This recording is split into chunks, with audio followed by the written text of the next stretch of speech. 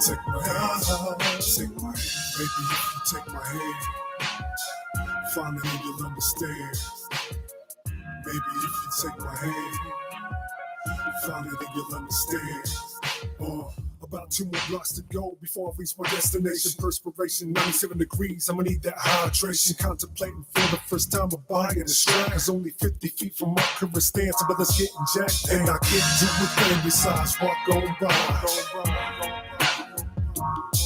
Because I don't have some heat like they do. Yet and still my heart cries. Only 1 more block to go to finish my mission. And that's my favorite block, cause it's sister that I've been feeling. Hey, what's up, Aisha? Damn, what happened to your eye? But that would be a lie, acting like it's the first time. Only once can you play victim when you find that someone's toxic. After that, you're a willing participant in all the night. She replied, I really wish that I could leave, but I can't. So since we're both here, maybe you could take my hand and walk with me. Come walk with me through my hood. Come on and take a walk with me. Where redemption ain't all good. Take my hand, baby, if you take my hand, finally then you'll understand. Baby, if you take my hand, finally then you'll understand.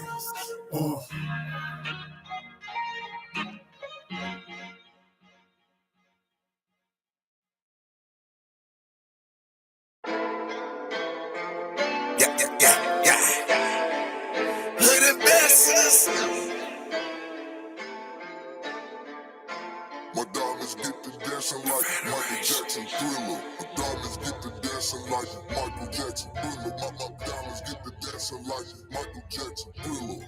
Yeah, they wanna get it, but they never seen the killer. Yeah, they wanna get it, but they never seen the killer. My lip too dappled in Versace and Gucci. My BBS is diabolical, just like Mr. Lucci. I count $1 million, then to pay for the coupe. See, my mama made the star, but the trap didn't induce me.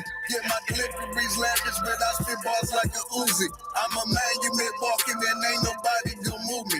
I was destined for greatness. I'm gifted in the session. I keep the blicky on me and I'm playing. You keep it in public. I manifested on millions. You can hate it or love it. I'm a diamond in the rough, man. My journey been rugged. All I want is the money, the fame and the haters. You wasn't with me on the grind when I was getting this paper. I'm screaming glory, hallelujah. Gotta make me a star. Watch my diamonds get to dancing like I'm Pluto and Mars. It's amazing when you see me posted up at the bar. Baby girl, she wanna bring me giving two in the car. Vargas took so long, I always been phenomenal. I put my blood, sweat, and tears to go and conquer mode. I'm feeling strange when you don't know your name. When I was nobody, they ain't care to feel the same. Try to play me looking plain. My diamonds dancing, if she hang on my chain. I made a promise through the fortune in the fame. Change your address, but you always stay the same. A lot of me falling up on Eddie Kane. My pure impeccable through the pain. I've been on these new left a stain. Once can be a legend, top tip within the game. I'm saying glory, hallelujah, gotta make me a star. Watch my diamonds get to dancing like I'm Pluto and Mars. It's amazing when you see me posted up at the bar. Baby girl, she wanna bring me giving two in the car.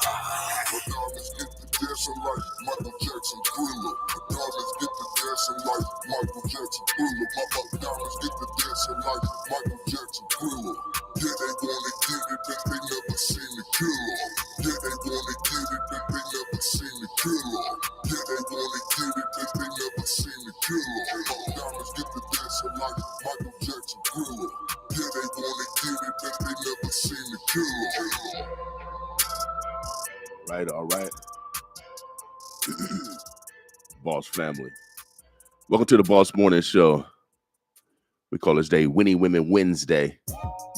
Recognize the women in your lives. We're going to keep it rolling, y'all. We got our Congressional candidate, Tony Vargas, coming through at 8 o'clock. Boss with us.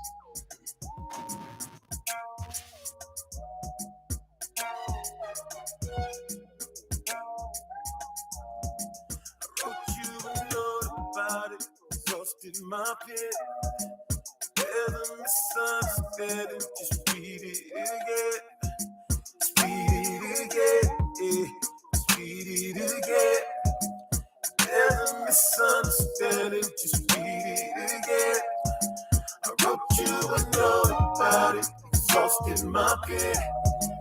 There's a misunderstanding. Just read it again.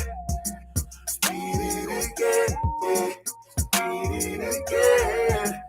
Wrote you a note about it. Just read it again. Just read it again. I know that this ain't much your way to get out what I really wanna say. I know that you'd figure out something slick you could use just to make me wanna stay. I can't even look at your face, so I thought of a way I could still say my part. Girl, just play it and safe. I'ma give us the space that you already created. I hate it, we never compromise. But then we lay it on top of all the lies. And I don't see why you're here if you ain't about the life. I'm giving you didn't notice the day the flower died. About it, just in my pit. There's a misunderstanding. Just read it again. Read it again. There's a misunderstanding. Just read it again. So I wrote you a note about it. Lost in my pit. There's a misunderstanding. Just read it again. Read it again. Wrote you a note about it. Read it again. I tried my best to work with you. You think it don't, but it hurts me too. You're not in this all by yourself. In no time, you're with somebody else. Act like you care. Don't act like I wasn't there. None of my feelings were spared. Trouble is all in the air. All in the air. I really wasn't prepared. You get it there. You know about it. My tears. There's a misunderstanding. Just read it again. Read it again. Read it again. There's a misunderstanding. Just read it again. Oh, I wrote you a note about it. Lost in my pit. There's a misunderstanding. Just read it again. Read it again. Wrote you a note about it. Read it again. All right. Omaha, the Burbs, the Bloods. Welcome to the Boss Morning Show. Great rising to everyone. Instagram, Facebook, YouTube. Man, I've been on the been gone for the last couple of days. I want to give prayers to my good friend down in KC, dealing with some health issues. Tell everybody, health is wealth. Health is wealth. Health is wealth. So don't take your health for granted.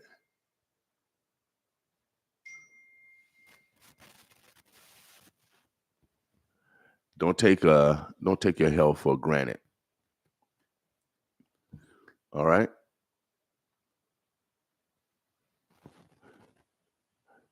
You got to take care of yourself. You have to take care of yourself.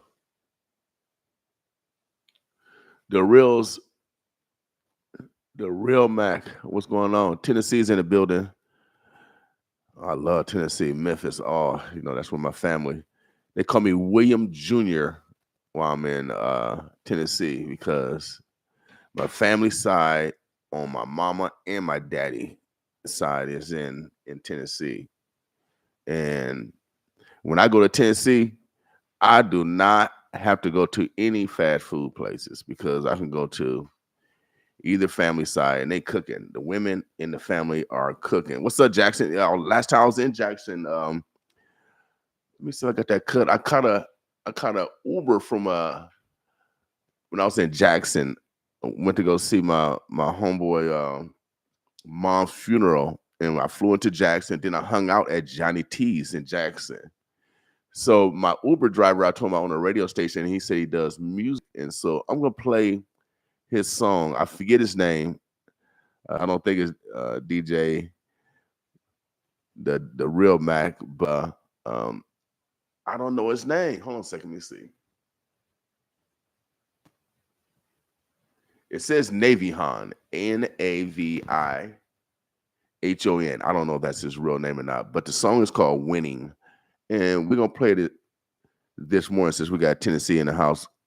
Omaha's in the building. What's up, Miss Bryant? McQueen, Miss Griffin. Oh yeah, my Miss High Hustle herself, the Queen of High Hustle. What's up, Martine? Man, today is Winning Women Wednesday. We recognize the women in our lives, from our daughters to our great. Every Wednesday, we recognize women in our lives. I don't care if she's your bus driver, she's your cook at school. We recognize them for their contribution to making our life a little bit easier. We're going to be having Tony Vargas come in at 8:00. He's running against Congressman Bacon. And he's going to be here at 8:00. We're going to be talking politics. We had Bacon in last week, and so we're going to bring his competitor. We're going to bring his competitor in because we are fair and balanced. Yes, we are fair and balanced. So we're looking forward to talking to Tony. He had a couple of commercials out. One was a basketball commercial. I don't know why I wasn't in there, where he just threw me the alley-oop. I'm the greatest dunker around here. Yes, I'm the greatest dunker around here. You better check your stats. Everybody else get honorable mention. They get honorable mention. I don't know why I wasn't in that commercial, so I'm going to ask him. Anytime anything related comes with basketball and you want, the top, you got to call me, baby. We ain't talking about no Creighton players, players. No Midland. No College of St. Mary players. I dunk on all of them. 59. I'm shining. I'm doing it for all the other 59-year-olds or veterans. I got a comment from Paula Graham Griffin. She has a lot of names. And I think she's an educated too. She got a lot of names. Paula, let me see, Graham Griffith.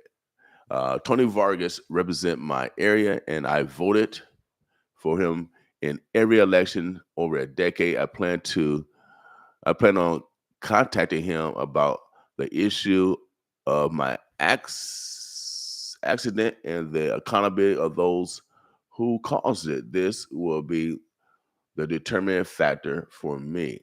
Okay. Well, that's why I said we got to have our own agenda. What's up, Miss Nicole? If you're trying to write a book, you better holler at Miss Nicole. Didn't know you had game. Oh yeah, I got game. I'm the greatest dunker around here. I don't brag a lot. I do brag a little bit, but I'm brag off my God-given talent. I don't think God would mind if you brag off that you got your talent from him or her. And you see, I mentioned her because only women can birth someone. There's a couple amphibians, and there's a couple asexual plants that can reproduce without needing the opposite sex per se. But if you're a mammal, in which all human beings are, you need a male and a female. The man got the X and Y chromosome. The woman got 2 X chromosomes. See, we're smart over here too. So on this Win Women Wednesday, we recognize women in your lives. So be purposeful today and recognize the women in your lives. Okay, he's just sitting me a radio edit in. What's up, Miss White? So I'm going to play this song. This song is actually from Tennessee, Winning. And since it's Winning Women Wednesday, it's perfect. It's perfect. It's perfect. 95.7 The Boss. Oh, yeah. We also are broadcasting live on 101.3. Yes. We also are broadcasting right now on 101.3. So if you advertise with 95.7 The Boss, you actually will get, you know, your word out on 2 radio stations right now. We've been running Malcolm X radio station for over a year and a half now. So you can turn to 101.3 also, and you can hear the same signal on 95.7 The Boss. See, we actually love our neighbors. We actually love our neighbors. This is how my mama survived. She couldn't read and write, so she needed her neighbors to have integrity, loyalty, trust. We survive our the members of Greater New Hope Baptist Church. Shouts out to Greater New Hope Baptist Church and the members there because they had integrity. Shouts out to Reverend Kelly. My mama went on cruises and all kinds of stuff with church members, and she couldn't read and write. But she had her neighbors that did. And so this is how I survive. How can I be different? How can I turn my back on my neighbors? So that's why Winning Women Wednesday, we recognize the women, oh yeah, that sacrificed for their families, and they had very little. But they had a lot because they shared. Oh yeah, without a doubt. I didn't know I was so-called poor. I ate every day. Even though it was in cheese line, I do miss that cheese. Government, bring that cheese back, government. Today is the 28th. I got a couple, I'm giving away some tickets today. I got some Jaquez tickets. I think I pronounced it right. Jaquez. They used the Q in his name. I got some Jaquez tickets. I'm gonna be giving those away in the next. We're gonna take y'all a little break, and then I got some tickets for the Afro Fest. The Afro Fest is this weekend. That's Sunday. Jaquez, Days Loaf, and Def Loaf, and they got some tough names. Vito, they're gonna be here Saturday, the 31st, and then on Sunday, they got the Afro Fest downtown, and it's gonna bring all the African cultures together. And so it'll be a great time for those that want to taste some great African cuisine from all around the continent, from South Africa to Togo, to Ethiopia, to Nigeria. What you want is going to be there. Fashion, food, music. It's going to be there, man. It's going to be a hopping weekend this weekend. And to our neighbors, my brothers and sisters from the suburbs, my brothers and sisters from Council Bluffs, you are welcome to come. Oh, yeah, we're going to break down stereotypes over here at 95.7 The Boss. I'm telling you, y'all, we see, when you study biology and geology and astrology and anthropology, I ain't want to talk about the other ologies. You can't trick me. So it's only truly one white people on earth. See, my Caucasian brothers and sisters, you're not white. Yeah. They use that term white and black to, separate us so they can control us, the haves. But the only white people on earth, and I can prove it. We're gonna talk to a third grader or maybe a kindergarten, because I think the kindergartners are smarter than the adults. Yes, because when they get their first crayon box, white. The only white people on earth is albinos. I can prove it. The only white people on earth are albinos. So bring your experts to dispute me. I don't care who your experts. Get them from anywhere. MIT, Yale. Get them from hell. I work for God. We ready for you too. So we're gonna stop this mind games that everyone is perpetuating.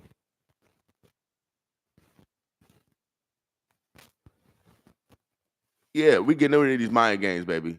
So the only white people on earth are albinos. Prove me wrong. Bring your scientists, bring whoever you want to bring to dispute me. I'm gonna bring a kindergartner. Yeah, I'm gonna bring a kindergartner. 95.7 The Boss with me. This song is called Winning on this Winning Women Wednesday. Boss with me.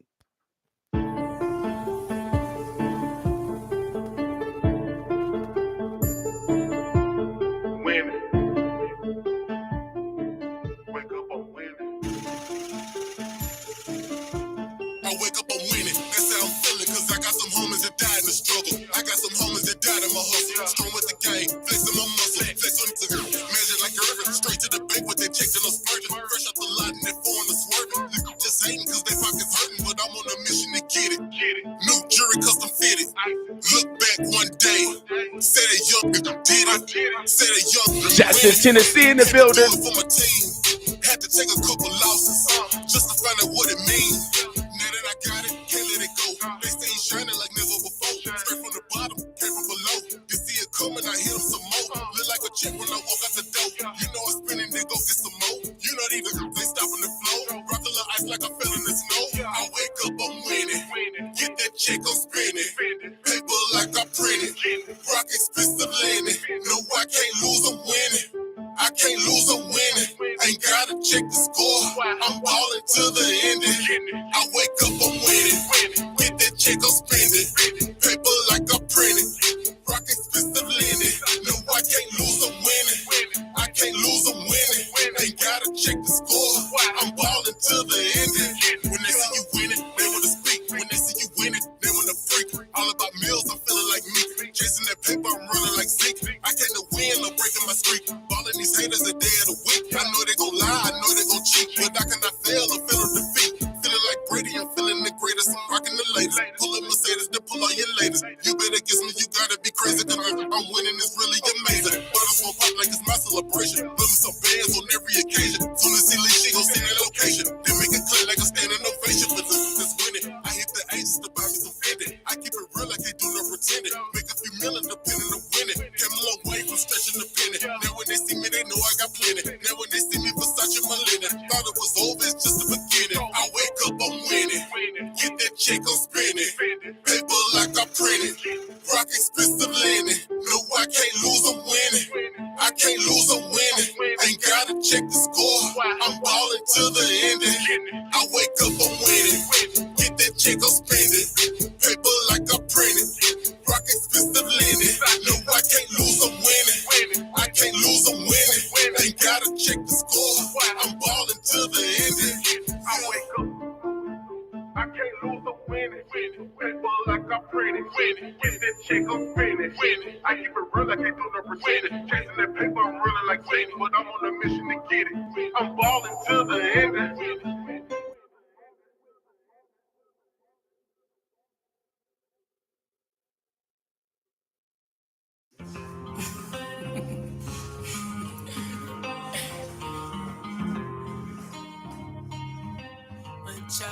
Black Lives Matter. Black Lives Matter.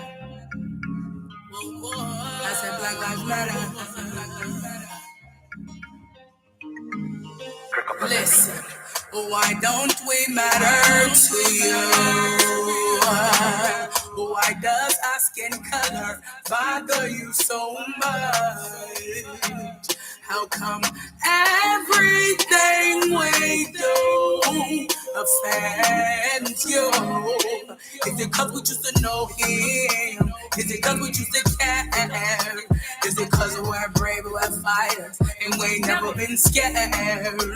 Is it cause we used to know him? Is it cause we used to care? Is it cause we're brave, we're fighters, and we ain't never been scared? Listen. We've been fighting for 400 years and but we got really messed up. New generation real strong, real tough, and we done had enough. I said we done had enough. We ain't crazy, we woke. Our life ain't no joke. And if it's feeling devilish, I gotta call you out on it. Period. Hey, I said if it's feeling devilish, I gotta call you out. We ain't crazy, we know. Our life ain't no joke. And if it's feeling devilish, I gotta call you out on it. Period. Cause Black Lives Matter. Black Lives Matter. Don't know life matter until our Black Lives Matter.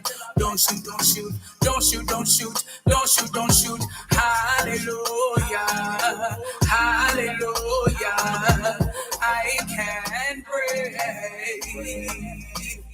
I said I can breathe. Is it cause we choose to know him? Is it cause we choose to care? Is it cause we're brave, we're fighters, and we never been scared? Is it cause we choose to know him? Is it cause we choose to care? Is it cause we're brave, we're fighters, and we never been scared? Why don't we matter? Why don't we matter? Why don't we matter to you? Cause Black Lives Matter. Cause Black Lives Matter. Is it cause we choose to know him?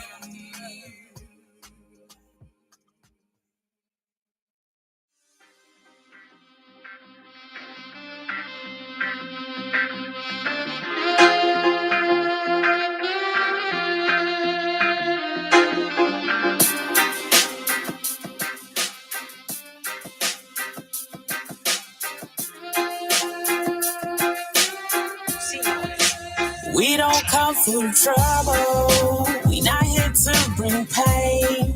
We only want our freedom. We're tired of these games. My people in the struggle. We have so much to gain. Only if we realize we are all the same. Yeah, yeah, yeah, yeah. I'm not here for no trouble. I'm just here to explain that my people is tired of brainwashing mind games. From the start, I was told that we was at a disadvantage. Well, if you believe in his story, that was my understanding. We descendants of slaves, but now they keep stressing we free. With all the agendas they still pushing in our communities. The lack of unity like you and I could never be. Subconsciously taught to think my own race is my true enemy. But now I know we guys with mental higher ways of thinking. And we was free before slave ships and Abe Lincolns. And Martin tried to preach us, and Malcolm tried to reach us, and Rosa Parks showed us that we really don't have to give our seat up. Somehow we fail to see the power of our true potential, except it's still wanted from people proving that they still against you. We need to heal ourselves before we try to integrate. Remember, everything is not food We that don't get put come on your for plate. trouble. We not here to bring pain. We only want our freedom. We're tired of these games. My people in the struggle. We have so much to gain. But only if we realize we are all the same. Yeah, yeah. Yeah, yeah. Got our bodies looking de-stressed, mind going crazy. Yeah, what do we do next? Gotta go ahead and get it, push it for a reason. Gotta win and got it for a reason. Yeah, living in the land, got our bodies looking de-stressed, mind going crazy. Yeah, what do we do next? Gotta go ahead and get it, push it for a reason. Gotta win and got it for a reason.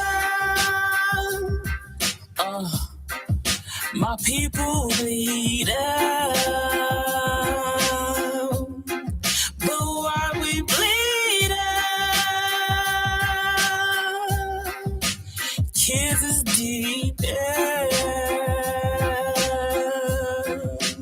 We don't come for trouble. We not here to bring pain.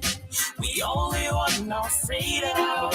We're tired of these games. My people in the struggle. We have so much to gain. But only if we realize we are all the same. Yeah, yeah, yeah, yeah.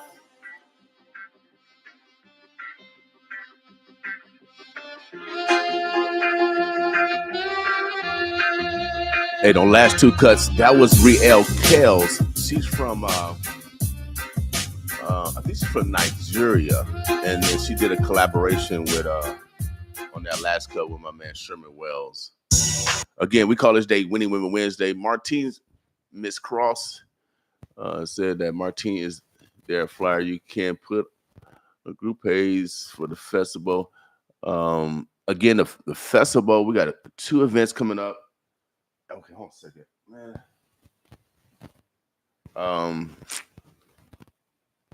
I want to get these tickets away, but I'm missing my cord.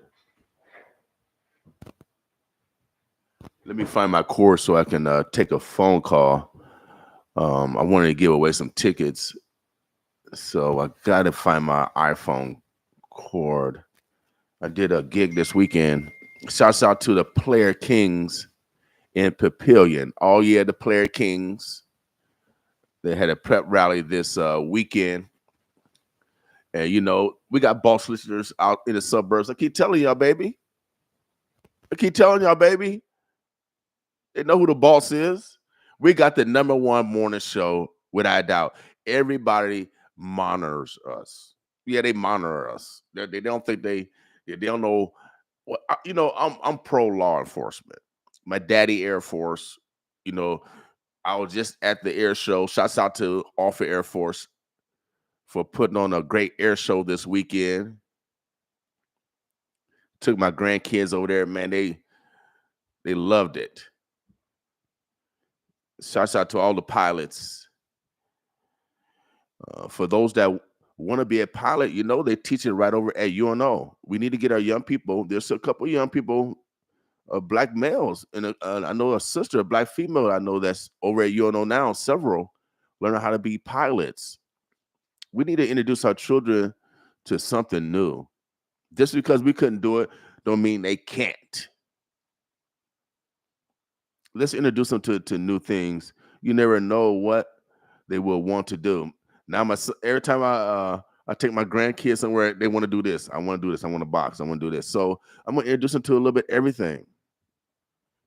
That's what our responsibility is, to teach the next generation and to allow them to explore their own intelligence, their own interests. You know, don't get mad at me because I have problems with some of the words. On this Winning Women Wednesday, make sure you guys are purposeful on acknowledging the women in your lives. We are the only research radio station in the world. Our goal is to modify behaviors so we're better individuals, better family members, better citizens. So I'm waiting on my man, Tony Vargas. He's supposed to be coming through. We're going to be talking about some politics.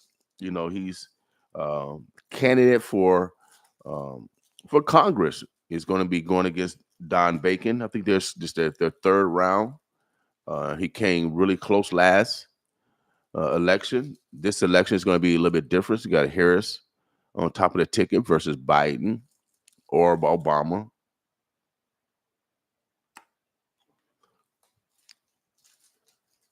They say Harris is up as far as the polls here in Dulles County. It could be a historic moment. First woman president. Everybody want to focus on ethnicity. And so I'm breaking it down to y'all guys again. This is very elementary. And I know some people don't want to deal with the truth, but that's all right. The truth will set you free. Ain't that in y'all children books, the Quran or Bible? Because we way older than those books. We way older than those books. My lineage is way older than those books. See, shouts out to Midland Lutheran College for educating me. Yeah, and Brian High and Lewis and Clark and Kellum and the Loan School for educating me.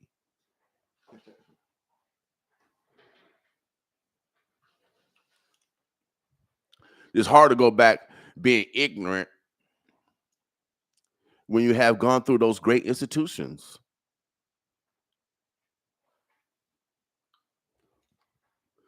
On this Winning Women Wednesday, we got to create winning women, and that's the responsibility of the total community. So we just recognize it, y'all. We're very purposeful on acknowledging it. I'm going to play. Let me see. We're waiting on Brother Vargas. So in the meantime, if you're going through something today, I'm telling you, bring God off the bench. Bring God off the bench. Boss with me.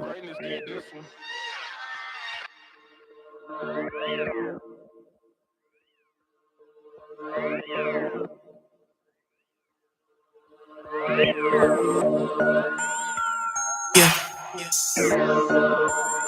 It's all. Yeah. I got Christ on it. Oh yeah, you better bring God. Yeah. Bring him off the bench. I got Christ on it. 95.7 The Boss. Oh yeah, you know how we do it. Yeah. I was. You know I had to do it. I had to do it. As my son would say, Daddy, rewind, boss with us. Yeah. It's all. I got Christ on it. Yeah. I got Christ on it. I'm gonna take y'all back with me. Yeah. I was only 10 years old when the devil took my innocence from me. Told me to shut up, don't say a word, or it's the end for me.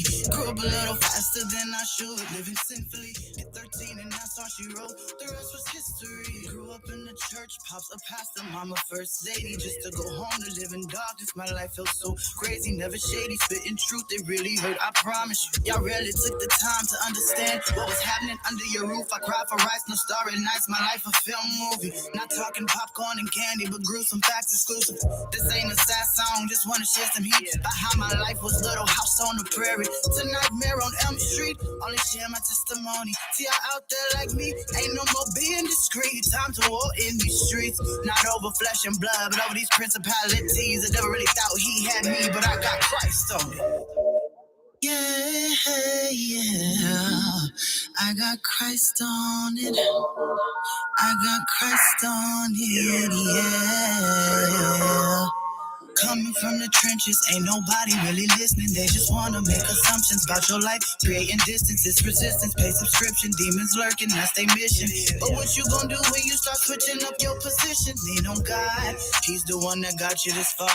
Relationship over religion, he's just wanting your permission. Christ has did it, yeah, it's finished. For your life and all your sinning, he wants to show you different. He wants to give you vision. I got Christ on it, he know what it's like for me. All my pain, all my hurt, he walked it out on the earth. He rose us up from the dirt. I hope you know there's more to this life than all the things that you've endured. There's a cure, his name is Christ. Yeah.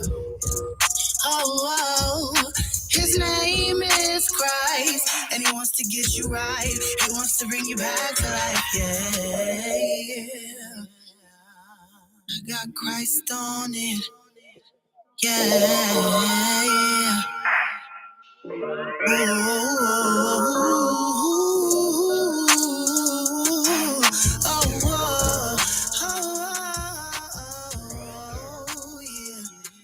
I got Christ on it, yeah.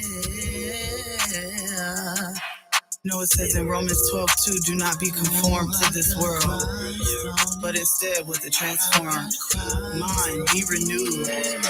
That way, whatever you have is good and acceptable, and it's the perfect will of God. So no matter what you're going through in this life, no matter what your life has given you and thrown in you, just know that if you put Christ on it, everything gonna work out. So, what do you hear?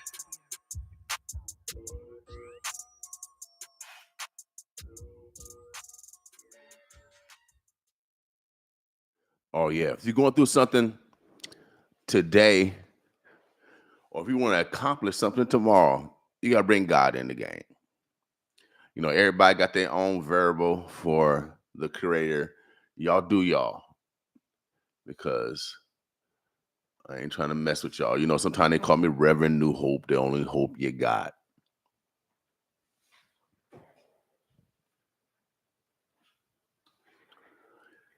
Yeah, you know, but I'm a Senator Blood. How you doing, Senator Blood? Great Senator Blood. She's always been a supporter of, you know, freedom of speech. Without a doubt. Can I get a hug from Blood? 95.7 the boss. Yeah, we waiting on my man Justin Wayne. Oh yeah, he brought cha-ching. Yeah, he brought cha-ching, cha-ching, cha-ching.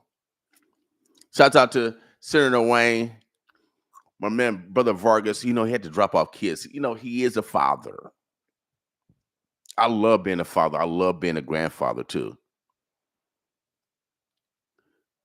Brother Wayne thought he think he got game because he teaching the next generation. Brother Wayne think he got game. I'm the greatest dunker around here. If y'all want to see free throws, where Terrence Crawford at? I saw he won a gold ring down at 50 Cent thing. You know, he represent. He's from Bryan, baby. He's from Omaha. But I know I could beat Terrence Crawford in some free throws right now. You know, my ankle a little sore. If I wasn't, if I wasn't on IR, I'll take him to the hoop. But in the meantime, anybody in the city, I'll crush you on some free throws right now. Free throws. It's free. So on this Winning Women Wednesday, man, it's free to recognize the women in your lives also, from your daughter to your great-great. That's what we do here every Wednesday. We are purposeful on recognizing women. Thank you, God, for creating the women. They birth everybody. Shouts out to my mama. 5'5", no jive. 5'5", no jive. While we wait for Brother Vargas, I'm going to see what's going on. I've been away. A good friend of mine is ill, and that's why I tell everybody, health is wealth.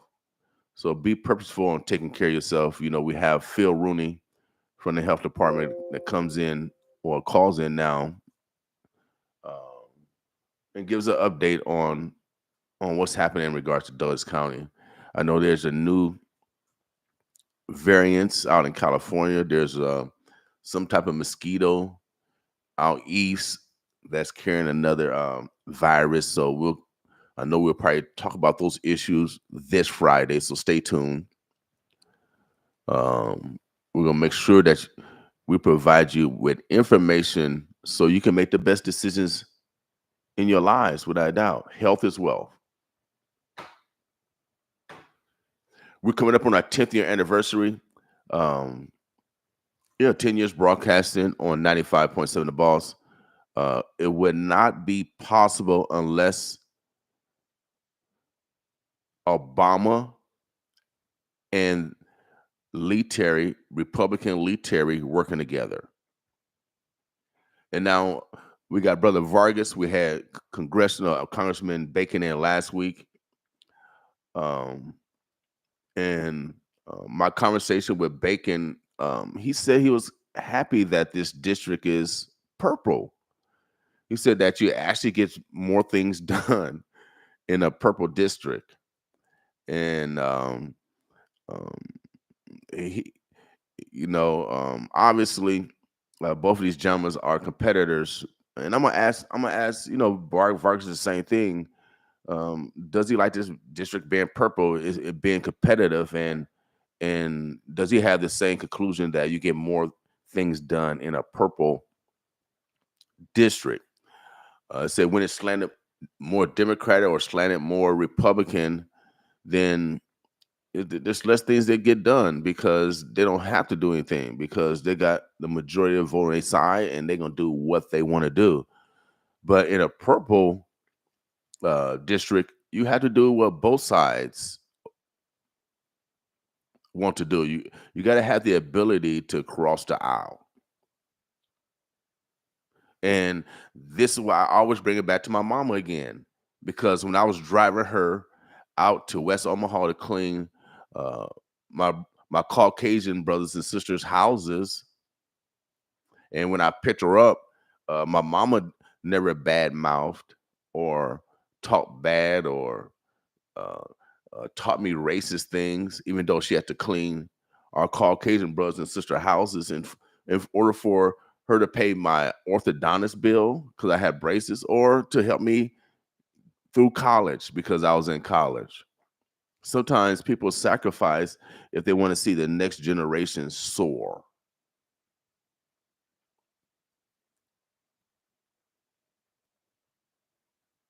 So that's why we do what we do here, baby. I went to rich Caucasians. I went to rich. I'm not trying to use the term black and white no more because I'm not. We gotta get out of there that mindset. And my brothers and sisters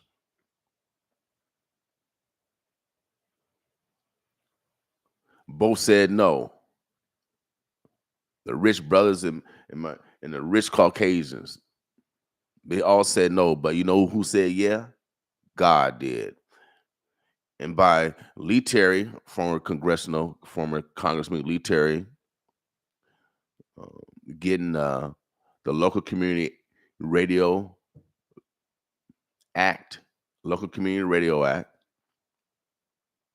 passed, Obama signed it into law. I know Obama and I know Lee Terry. We wouldn't be on the air celebrating 10 years. Coming in December, be on the air 10 years. We wouldn't be on air without this legislation. It costs 6, 7 figures, 8 figures to buy a broadcast network. But the legislation of Lee Terry made it possible where you only need the ability to read, write, and count. We were blessed I was blessed because I helped 6 other radio stations get started this last cycle. So you'll be hearing more about them. 4 are in this market: Lincoln, New York City, Dallas, Denver, Vegas, Kansas City. I think I got a text from Brother Vargas. I'm here. He's outside. So I'm going to take a quick break. Oh, yeah. This is the #1 song here in Omaha. Boss with it. Anjali, Big Wave.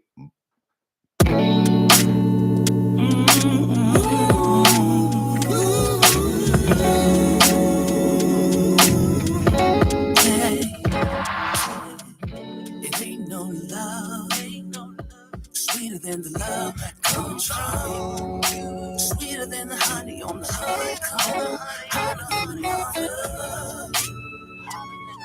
And I don't ever want to lose this feeling. It's crazy how you make me feel different. Ain't no ordinary day. The way you're taking me up, and I know it ain't no love better than the one I got. You're sweet as can be, so special to me, and I swear it ain't no love, better than the one I got. It will always be you and me. You are from up above.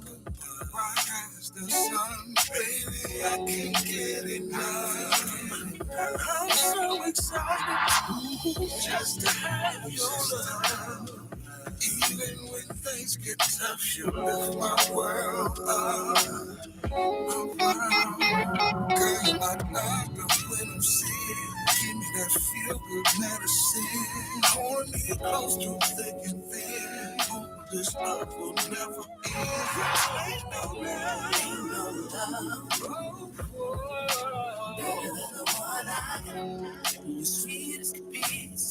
special to me. I swear it ain't no love. Ain't no love. Ain't nobody better than the one I got. It will always be you and me. And I know it ain't no love. It ain't no love better than the one I got. And as sweet as can be, it's special to me. I swear it ain't no love better than my baby. Better than the one I got. It will always be yeah.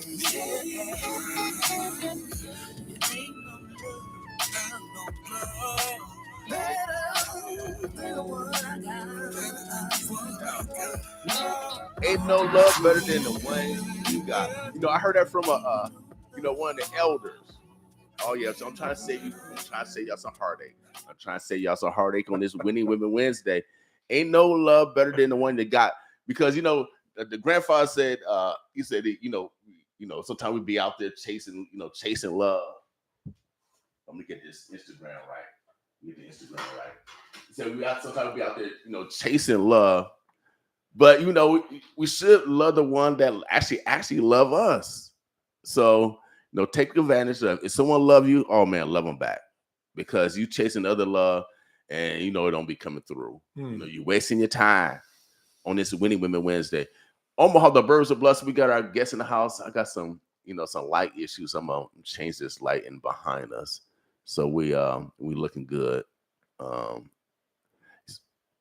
It is again Winning Women Wednesday. I got the guests in the house, brother, congressional candidate. We get all the terms together. Congressional candidate Tony Vargas. Yeah, he's in the building. But I want to make sure we capture the video side of it. But I'm gonna let him take over the mic. And I did talk about this earlier, and he had a basketball commercial, and I can't believe I wasn't in there where he threw me the alley-oop. You know what I mean? I would have came out of retirement for that one. You know what I mean? We're not trying to hurt anybody. I almost got hurt. Listen, I don't need to do that. I've gotten hurt in the past. We don't need to do that. It's active. They could have put me on the ladder. You just could have threw me up. They had to show the ladder below. They had to show none of that. So Omaha, the burbs are blessed. Again, we got a congressional candidate, Tony Vargas, in the building. I'm gonna let him introduce himself. I'm gonna let him actually take over the mic. I'm gonna get these lights and stuff situated. I think this is round 3, right? This is round 3. Yeah. Round 3 for congressional. Yeah. No. Second. Okay, round 2. Yeah, round two. Round two. Okay. All right. I thought you were talking about round 3, something else. Okay. No. But this is your round 2 in regards to unseat the incumbent. Yeah, and incumbents are not the easiest things to do. It doesn't happen very often. Man, come on, man. When you're trying to go, and that's in transition to sports or anything. Yeah. Or you try to get that ultimate job. You got your. It's the right metaphor. You know what I mean? Yeah. So it's always tough to break that incumbent, and to talk about that, also introduce yourself, but also talk about your journey in regards to taking over an incumbent, because there's a lot of times where people don't see your the times when you're alone. You know what I mean? I'm not too alone, because they got the kids all the time, bro. Yeah. I mean, but at the same time, you got to multitask. Shouts out to women. Y'all do the best multitasking.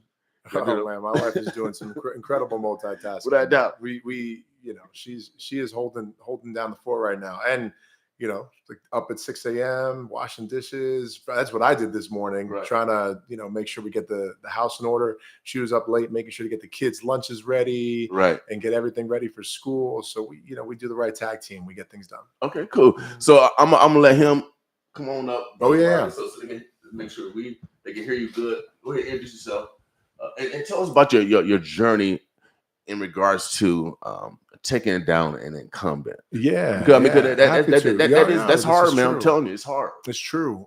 So hi, everybody. This is Tony. My name's Tony Vargas. I was just talking to Will, that, one of the things that's been really great about this last couple of years, one, just a little bit about myself, because I don't know how many people know this. I'm a dad. I got 2 little kids, Ava and Luca. Ava's the oldest. She's 5. Luca's 3. I got a wonderful wife. She is a former teacher just like me. She's an attorney right now. She is a practicing education law attorney. She's great. She's just doing wonderful things for kids.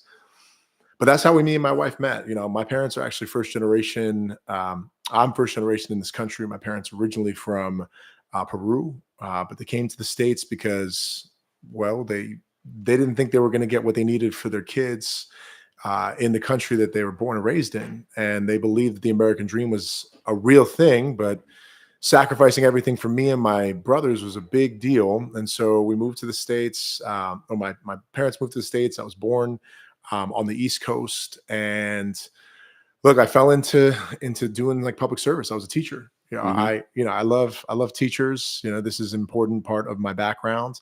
And I was also a teacher at a very, very young age, right out of college. My wife and I were both public school teachers. She was a special education teacher. I was a science teacher. And I think it matters that we have like actually everyday people that are in office and are bringing that expertise. It doesn't matter if they were, a lawyer or a social worker, right, but having teachers in office, I think, is expertise. They bring times. They also bring, and for me, being the science teacher, I believe very much that we got to work on building culture. We got to build on teams. And that's what I did in my classroom. And honestly, that's the way that I try to figure out how to solve problems, to try to do it with other people. And it's been an incredible journey these last, 3 years on the school board, and then 8 years in the state Senate. And to answer your question, like the pathway to winning a seat like this is a top 10 congressional seat across the entire country right now. Without a doubt. It might be even in the top 5. It might be in top 5 for now. real. Yeah. And I think part of the reason it's top 5 is like we have built this team that is built off of what we did 2 years ago. So 2 years ago, we were the 5th closest election across the country against the Republican incumbent out of the 435 races for the House of Representatives. It was so close. We almost won it 2 years ago. We came within 5,800 votes, right shy of 2.5%. And that was with all the odds thrown against us. This was nearly $10 million worth of money from outside super PACs, outside money coming from all over the country. This is with a really actually not as good turnout with Democrats and independents. Republicans really turned out a lot in 2022. And even with that, and after redistricting, where we had a slight bump, we had a new county that was added. So it's about 1.5% more registered Republicans. Even with all those things, we still almost won.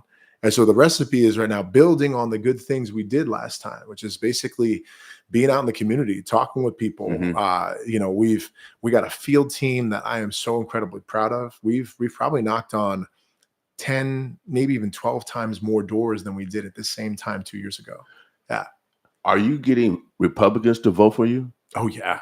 Yeah. We do events nearly every single night. Yesterday we did an event at somebody's house, the night before too. We've probably had 4 or 5 events hosted by Republicans, hosted by independents at their home, inviting their friends and family. We've been able to tap into people that just are like tired of what the current class of what's happening in Congress. I think they're looking at it and they're saying, well, nothing is happening. It's the most ineffective Congress in the history of any of our generations. Oh, without a doubt. Right. So it's not working. And then 2, in addition to it not working, part of the reason it's not working is because there's a much more extreme side to it. And the third time is the much more extreme side has more power because we have a lot more people that are giving them power. And our incumbent is one of those people. Don Bacon has been giving a lot of this power up to the extreme right. Honestly, he could be caucusing right now if he wanted to with some of the moderate middle Democrats, but he won't do that. He'll work with the extreme right because he feels a need to actually hold on to power. And so in as much as that keeps happening, extreme right's going to have a tremendous amount of power. And they're not getting anything done right now for anything, like not even passing budget bills, which is without a doubt crazy. I asked Congressman Bacon last week about this environment, about the purple dot, and I asked him. I said, "Do you like it being a purple dot?" He said he actually liked it being a purple dot because you actually get more things done. He said you actually have to work across the aisle, and that's why I asked you if you are having Republicans vote for you because you gotta independents because you have to because this is it's a purple district. It is. So you need everybody. Oh yeah. I think what has been helpful is the purple district, because it is purple, Democrat, Republican, Independent. But over my time, look, I have issues with different policies that the Republican Party brings in DC. I have issues with I can question our governor and have on different issues and things like that. And then we find common ground on certain things. Right. But the big issue and the big difference I find right now between myself and Don Bacon is, working across the aisle on one bill, but then continuing to say, I'm going to support Donald Trump and just, with no questions asked at this point, especially when he used to criticize him for a bit.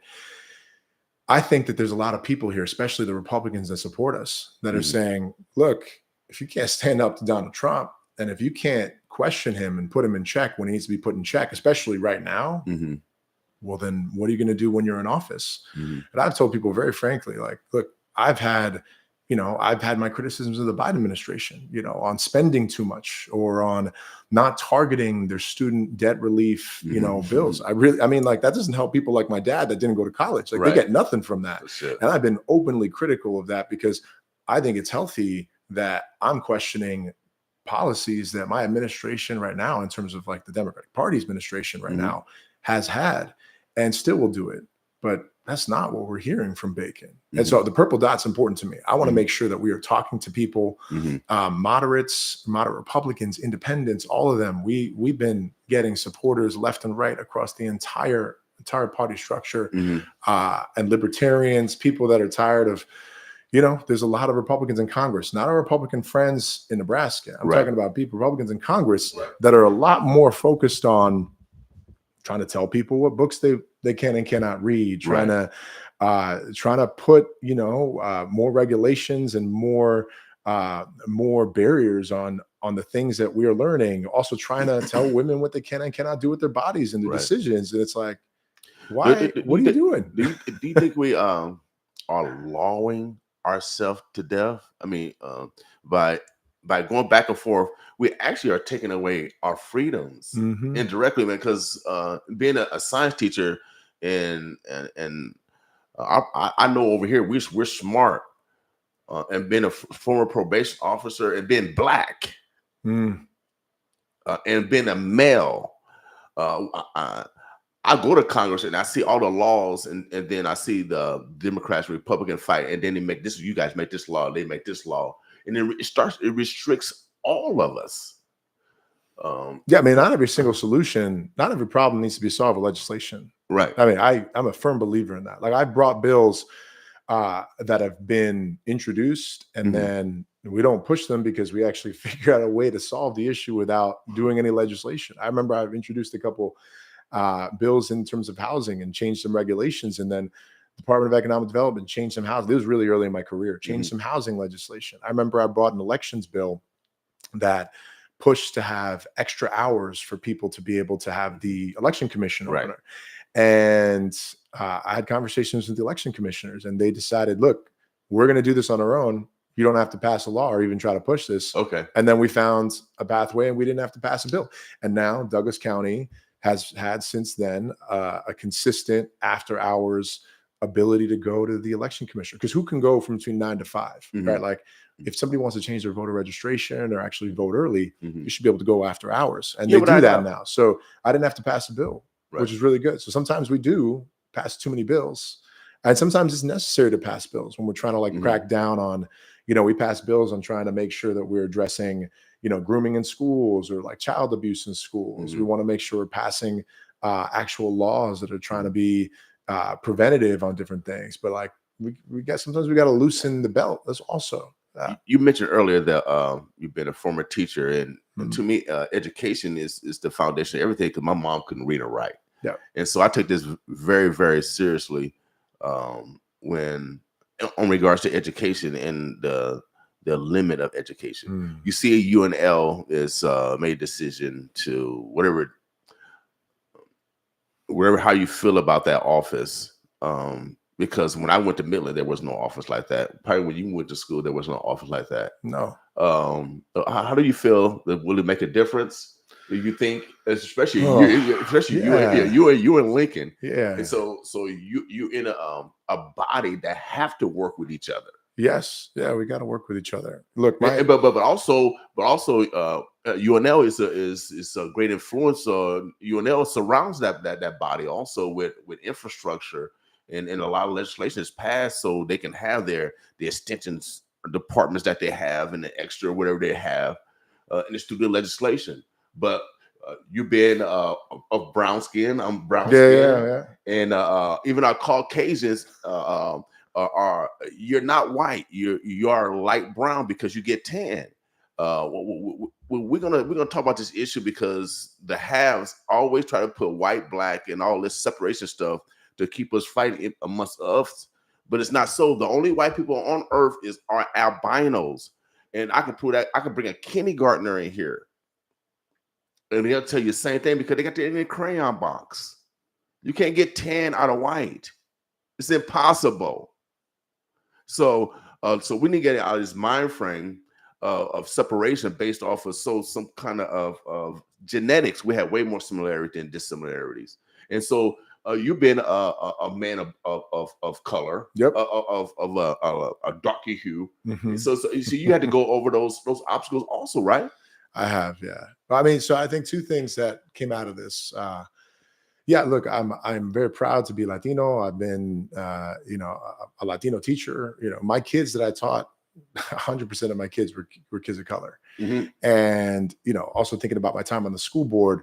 Look, OPS is incredibly diverse school district, socioeconomically diverse, racially and ethnically diverse. It's got 100 languages spoken Mhm. within OPS. And when we were on the school board, we worked to try to make sure. I mean, the number one priority should be, no matter who you are, no matter your background or race and ethnicity, we should be aspiring to make sure that our school districts or any of our public institutions feel welcoming to you, no matter who you are. Period. That's like period, end of story. Mhm. And at times, what we've seen is institutions really try to make sure that we have offices so that we go the extra mile to get ahead of the gaps that we see, because we Mhm. see gaps in achievement, we see gaps with boys of color right now. Mhm. We've been trying to reduce those over years. We've seen these gaps with like suspensions. It's like Mhm. Senator McKinney's bill that he brought and introduced and passed. With communities of color, kids of color, early on in kindergarten, we see these gaps that exist, and so there is a benefit to having making sure that there's an extra emphasis on doing more to address those gaps. And that's what I've always seen it as, which is we should try to make sure no matter whoever goes to a public institution, higher education, we're trying to make that place as best as possible for whoever's coming in the door, Mhm. because it is a public institution. Same Right. thing goes for our school systems. Right. And so my hope is that the teachers, staff, curriculum, people are still taking that as that's the goal. Mhm. Right. And then this is, if LGBTQ people don't feel safe in a classroom, we need to make sure that they do feel safe. If people of color don't feel safe or not meeting the needs of them, we need to do something to make sure that we're doing more. And we're also making sure we're doing one for everybody in the classrooms, Mhm. right? Like it's like also not standardized, but like when I was a teacher, I differentiated my instruction. Right? Like that's a common practice, Right. Yeah, right? yeah, Like you yeah. got to meet people where they're at. Like I had to find my students. I had to make sure I evaluated all of them, Mhm. figure out where they all are, all different levels, and then figure out what are the needs for each of them, meet them where they're at, Mhm. so that they can all get to the same destination by the end of the class, by the end of the school year. And that was what I really tried to do. And like that's what we should always be trying to do within these Period. public institutions. Yeah, Mhm. period. End of story. Even Yeah. when you're debating legislation or Oh, crafting yeah. legislation. Yes. The last election, you had a person that didn't vote for you. How can you convince them to vote for you this time? Because that's gonna change that. What was it? 2 point what? 2.5%. Yeah. So because all you need is 2.6. Yes. Wow. So yes, theoretically. Theoretically, if we talk mathematics. So yeah, 2.5%. We Right. need 2.6. Yeah, we got Okay. that'll make up the gap. Yeah. Okay. But we want to have a nice cushion. Let's say 3 or 4. Yeah. So you talk. I like how aspirational you're thinking. This is good. This is good. So, but I saw the convention, and it does make a difference with Miss Harris because I didn't like Biden. Oh no, I was really frustrated by it too, I man. didn't. He didn't have the ability to inspire people at this point, and I mean, I'm not. And I can't say no bad about Miss Harris. I did go see her when she came to Council Bluffs when she was first running for president. So I went to go see her. I have no. I was born by a woman. Today is Winning Women Wednesday. We recognize women. Winning Women Wednesday. Yeah. You know, if you need some brownie points, say hi to all the women. No, I am saying hi. That's why I was like, hi, everybody. So, but we recognize women because domestic violence is the most unreported, crime. Yeah, without a doubt. I talk even starting to go with the elderly, and then our child abuse, and then you start seeing reciprocate with youth violence because our youth are acting out based off of the abuse that they're receiving from even if they phone families. So it's an outcry a lot of times. Yeah, it is. And actually being a teacher is the front line. Shouts out to the teachers, man. I love my teachers. Shout out teachers. Oh, I love my teachers. Yes. I still get a call from my coach. He's probably like 70 something. And if I do something, he said Billy. He called me Billy. He said Billy. He calls you Billy. Yeah, he called me Billy. He said Billy, you don't just get that. I said, all right, coach. I still call him coach. I'm 59. I'm gonna be 60. You know what I mean? Don't look 59, bro. Yeah, you don't look 59. But those teachers meant so much to me. You know what I mean? I wouldn't be where I'm at without them. And my mama depended on those teachers to teach me so I wouldn't be picking cotton for real. And so, like you said, being a teacher does give you an edge because you can comprehend and also see the future by the end of the semester. Yes, it's very similar to being a teacher. So, the way that we are going to get past this 1%, less of a message to the people that didn't vote for me or voted differently, not for me, and trying to get them to vote for me this time. I'm encouraging everybody to get out and vote, but really the target is the people that didn't vote. We had tens of thousands of people that didn't vote in 2022. So, and actually, Democrats and independents didn't vote nearly at the same levels as Republicans 2 years ago. And so, and if they had, I would be in Congress right now. And so we're trying to talk to everybody that hasn't voted, didn't feel compelled to vote in 2022, voting this time around. Either talking about the legislation that I've worked on, the bills that I've passed, the kind of work that I've done. I've worked a lot in affordable housing work, a lot in reducing barriers for small businesses with craft distilleries and breweries and food trucks. I've done a lot of work in public health infrastructure. I've done a lot of work in making sure that we are better funding economic development projects and jobs. And in that same vein, I've also done work to make sure we have better educational accountability and also good education funding. And so a lot of the things I tell people this time around is like, Congress is not just one person. It's what that person is going to do to hold in check people that are, honestly trying to undermine our democracy, right? When it's really clear right now that for Donald Trump, like Bacon endorsed Donald Trump not once, not twice, but now 3 times, right? And endorsing Donald Trump a 3rd time, even though Donald Trump doesn't endorse him, tells me he wants his support more than Donald Trump feels like he needs his. Right. And that's because he needs his votes. I've been working on talking to people in this district. Like, I'm trying to earn people's votes, not because of the top of the ticket. I'm very, very proud that we have Harris, a Black woman, that's going to be at the top of the ticket. But I'm also asking people to vote for me independently, which means I will also disagree with some of the policies that she has passed in the past and also agree with some of the policies passed. Right. That's not what's happening right now with Bacon and Trump. And I think that's the big fundamental difference right now between the two of us and what is going to be how we're getting more people out, which is, for this Winning Women Wednesdays, like, I've focused on maternal and child health, because there are real gaps between Black and brown women on addressing these health inequities really early on.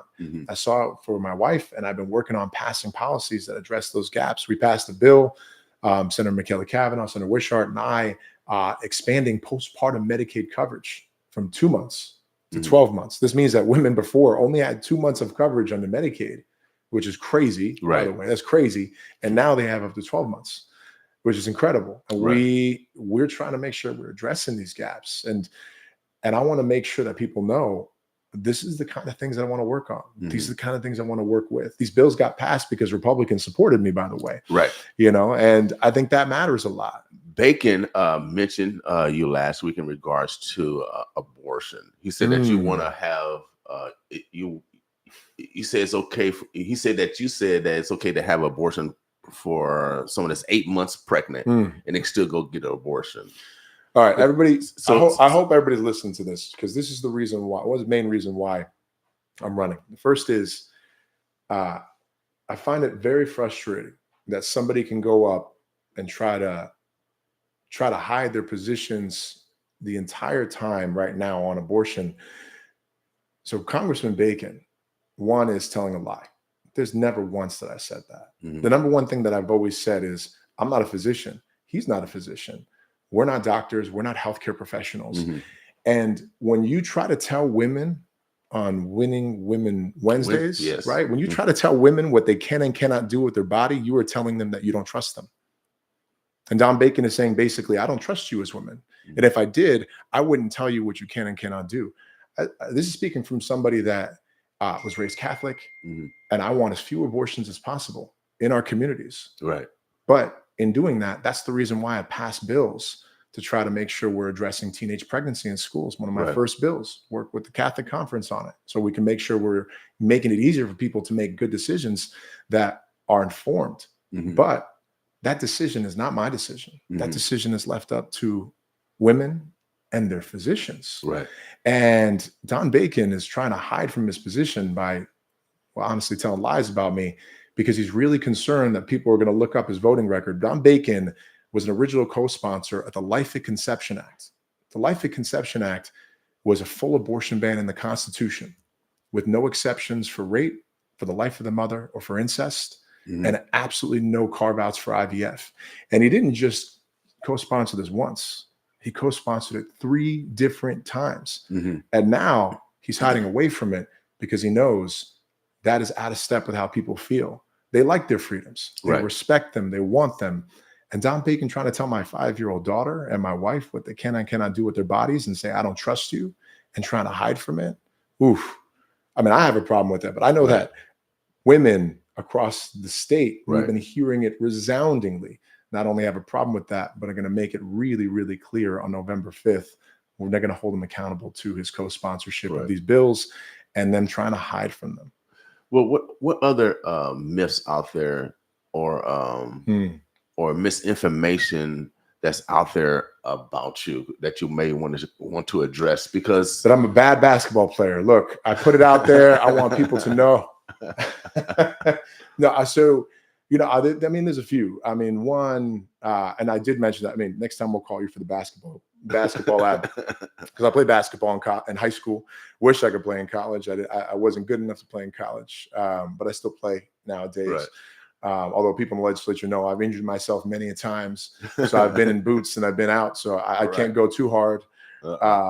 But yeah, basketball was really important to me growing up. It was the way that I got to connect and build teamwork and connect with my team members, and we got to do really good things. But the things that often, especially this last cycle too, you heard about salaries. Like I try to raise my salary, 250%. And as people should know, and state senators know, state senators make $12,000 a year. Right. No health insurance, no any benefits other than that and regular per diem when we're driving back and forth and going into be in session, which means that the people that are serving you right now, the people that are serving in office right now as we speak, as state senators, this is like the most public servant you can get. Yeah, without doubt. It truly is. It truly is. And I don't understand why Nebraska citizens don't want to pay their senators. Well, I mean, the reason is not because they don't want to pay their senators. The reason is, and the only way to change this is you got to do a constitutional amendment change. Okay. So the only way that you can do this, and I worked with Republicans across the aisle to try to change this for future senators, not for myself. I wouldn't do it for myself. So that we can actually get it to be closer to maybe $30,000. Maybe you can get a working parent that actually sacrificed to be a state senator. Yeah. Because then when we get people there, they will actually vote on childcare, on early education, on higher education, on workforce, things that actually affect working parents. And maybe then we will be able to actually move the needle on different issues. So this is a misconception. Wow. He really put this out there, him and the National Republican Party, because he wanted to make it seem like I raised my salary 200%, which is a lie. We never voted on a bill. Mm-hmm. It never got out of committee. But most importantly, people should know it was $12,000 a year. Right. Whereas like, Bacon makes $174,000 a year and has had multiple, houses and a lot of different pensions and different, he is making a lot different than what a state senator makes right now. And I think that it matters. I mean, now we don't send working class people to Congress. We have a real responsibility to make sure it looks like and actually represents Nebraskans. Without doubt. I think we need to look at that. I know they took the slave language off the Nebraska Constitution. That people voted for it, but some people voted to keep it on. Maybe we need to have an up and down vote in that regards too, because we can't have like our senators kind of like the working poor. You like the working poor. Look, for all my colleagues, I've had this conversation with all my colleagues on the East Side where we're just trying to hustle. It doesn't matter if you have attorneys right now that are trying to hustle, or small business owners, or nonprofit people like me. Like, we are all trying to figure out how to make it work. And that's a real challenge. Right now, Congress, I think the average age is about 59 and 60 in the House of Representatives right now, which is actually the same age that Bacon is. He's the average age of Congress right now. I will be 20 years younger than the average age. There are more millionaires per capita right now in Congress than there are like truly working parents with kids under the age of 5. Yeah, without a doubt. And I tell everybody, and no pun to you, but the politicians sent Martha Stewart to jail and because inside trading, and they were doing the same thing. Then they changed the law after they sent her to jail. They the top crooks. I go to Washington D.C., y'all. We have to restart that. Sometime that Facebook kick out, but we'll restart that one. I go to Congress all the time, and we got there we go. When you got a lobbying system, then you have a chance for somebody being manipulated. You know what I mean? You do. It's true. And things not really getting done like they should be getting done. So, any other myths? Trying to think of other myths. Any other thing that they used in the last campaign that was false? Let's see. I'm trying to think of the other things now. Look, public safety. Like, I care about public safety. I voted for state law enforcement funding. Right. Fought for pensions for our state patrol and made sure that we were also funding our training centers. And I've also made sure that we're trying to do bipartisan criminal justice reform and voted for it.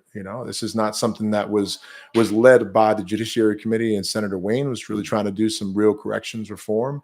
Nothing would have happened, and the things that have passed happened because, well, the governor and other people, for the most part, supported it, because otherwise it would have gotten vetoed or it wouldn't have passed. And we still honestly have more to do, because, we have to make sure we are being fiscally responsible about what's happening within our correction system. We do. And it's not easy. It's not going to be solved overnight. It will be solved by this next legislature. But yeah, I've supported law enforcement funding. I supported firefighters funding and their pensions as well.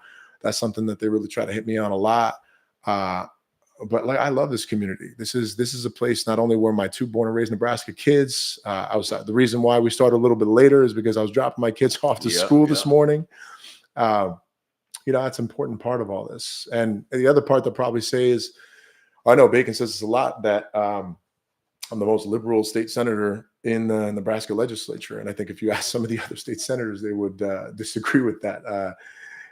I think really it's issue by issue, and it should be, right? Like, I've supported issues. One of the bills I brought forward as a priority bill was actually reducing cell phone taxes, and because we're number 2 in the country for the number of cell phone taxes we had. I was trying to do that because it's actually a much more regressive tax, and it's been added on. And I wanted to make sure we're reducing cell phone taxes and some of the telecom taxes, and this was not supported by some of the Democrats. I brought bills that were fiscal, responsibility bills, helping us to plan ahead, making sure we're spending a little bit less than we normally do, making sure our cash reserve, our savings account for the state of Nebraska, trying to make it healthier over the years.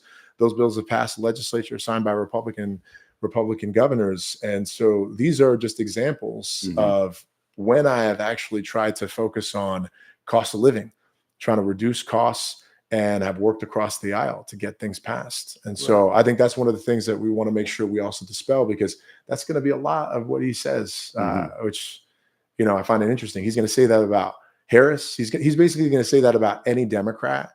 And I'm not going to say that about every Republican, because I got to serve with, you know, Mark Holterman. I got to serve with John Stinner, Republicans in the legislature that I worked with in my first couple of years in particular, that, you know, they're part of the Republican Party, and they're part of a Republican Party that I've always loved to work with, and have colleagues right now in the legislature I've worked with on different issues. Senator Lauren Lippincott, him and I have worked on housing issues, even though we disagree on like 90% of other things. We focus on the 10% of stuff that we can agree on. Right. And I think that's important. You know, it's important to be able to communicate that out. And I've won recognition for it, you know, from the Council of State Governments, from many other, you know, state legislative-led organizations recognizing me for my bipartisan work. I think it's important we get that out. Everybody focus on Trump and Harris, but Congress is actually what moves legislation. Yes, it is. I mean, the president really are just figureheads. They just veto or sign bills into law, and I think they can just declare war. Or they can just do what you call those things? Executive orders. Executive orders. But Congress had to declare war. Most of these military skirmishes have been military work, so the president had to go around Congress. But Congress is the meat of everything. Congress controls the purse. Congress can set legislation. I mean, the president can set their agenda. It's just like the governor, right? They can set their agenda and they can bring it forward and have to build a coalition. But Congress is going to be the most.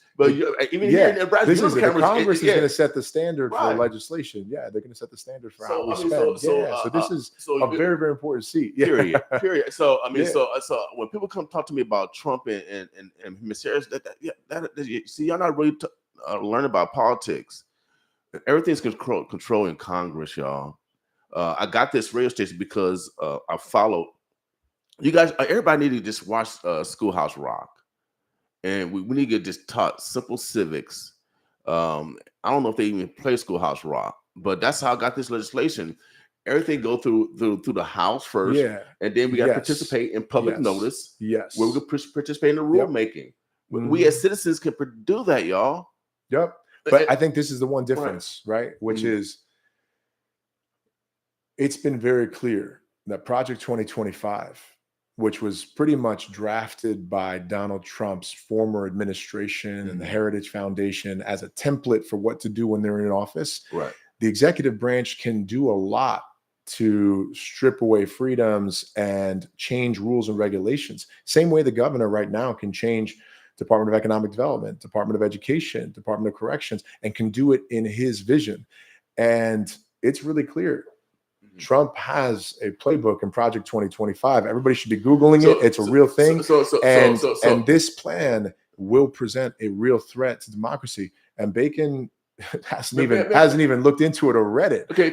It's a real thing. I've been hearing a lot about it, because to me, anything that's significant got to be passed legislatively. Oh no.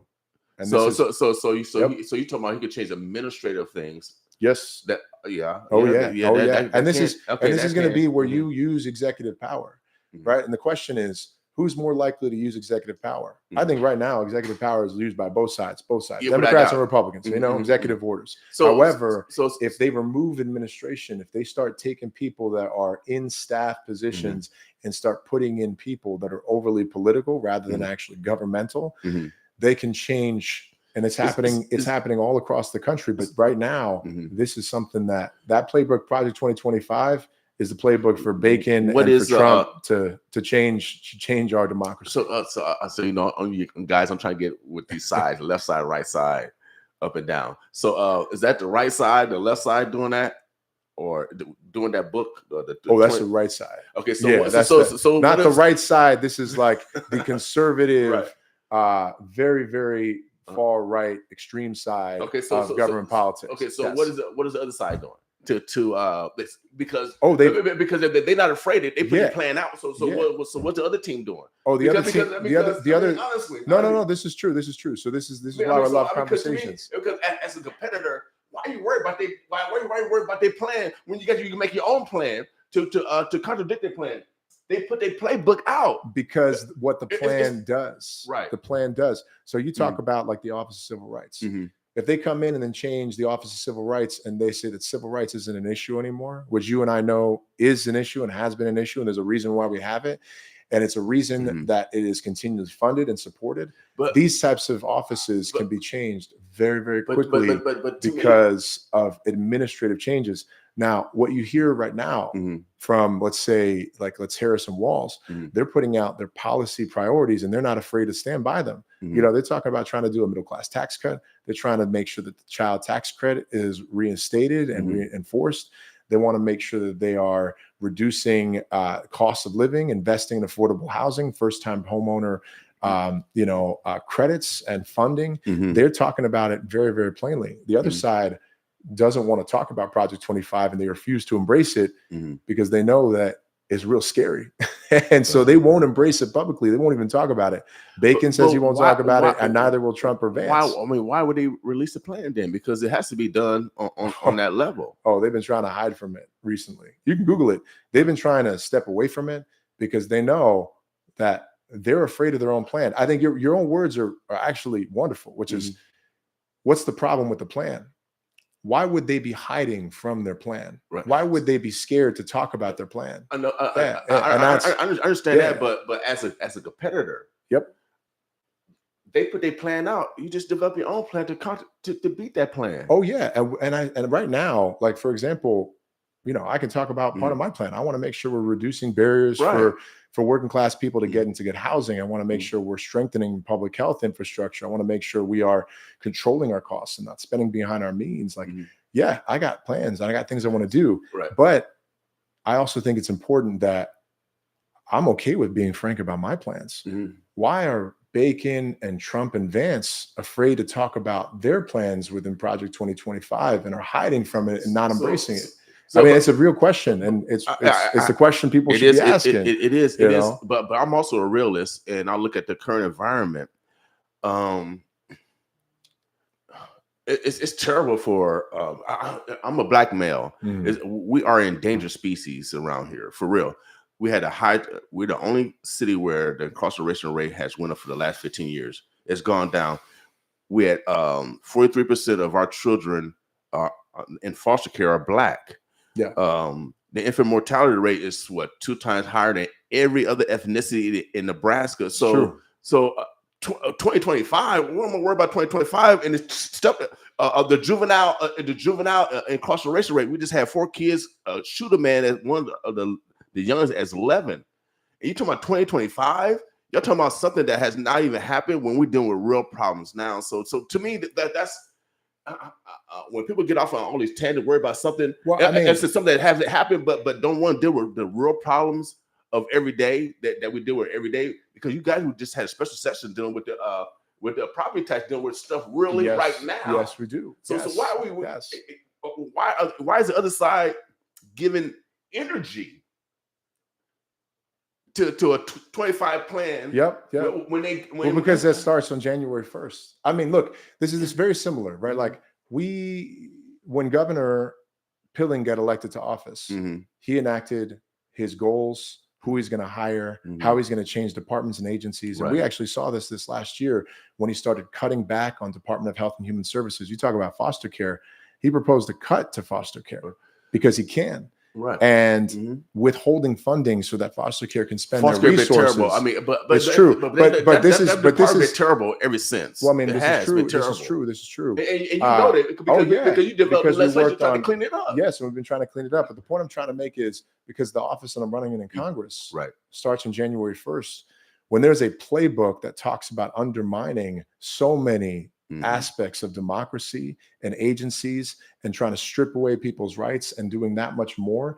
And they're afraid to talk about it. If they're afraid to talk about it, to your point, in their plan, why would they be afraid to talk about it? Why would they be afraid to embrace it? Right now, Democrats aren't afraid to embrace their talks of what they're going to do and what they're going to try to accomplish. We're not afraid to talk about that. Well, I mean, that's a sign of weakness. But again, as a competitor, as a competitor, shouts out to my far east brother, the art of war. we still got to prepare regardless. Oh, we do. And you still got to prepare. We are preparing. And you got to develop a plan that's going to defeat their plan. Mm-hmm. Of course, expose their plans that they put it out and they run away 100%. from it. Yeah, that's what I'm talking about. Yeah. I think that you need to come out with a 2026 plan. No. You know what I mean, they got their Democrats have their own plan of trying to make sure, and that Right. plan is open and transparent, and that's their plan. So I have my own plan. So that's why which it's is important. different. That's important. That's why it's important that you win. Yes. I mean, because if the narrative doesn't go like you want your plan to go, then that can happen. But it totally can happen. Yeah, and our job is going to be, look, there's a possibility where the Trump administration can win the presidency, and my job, to your point, will make sure to hold accountable that administration and also figure out things that we can do. It's going to be both things we can do, and then where we got to hold them accountable. Right. And the same thing is true with the Harrison-Walz administration. It's going to be working with them to find common ground, and then hold them accountable for things where we don't spend too much, because we can't spend our way out of this. We can't get ourselves deeper in a deficit. We got to target more of how we can address some of these gaps we've been talking about with communities of color, lower income, middle class, strengthen up. We can strengthen it up, but it's not going to happen in just one administration. It's over a lifetime. You're just part of helping push legislation to bring $500 million. So, but then you see on the local level where you still have people have to fill out applications to even get money to pay their lights and gas bills during COVID. They even had more red tape. The little people. Yeah. The big people got all the money and they should disperse it. So how can we, because you're from South Omaha community. Yeah. I'm pretty sure you get hit all the time because you might be hiding immigrants. I mean, all these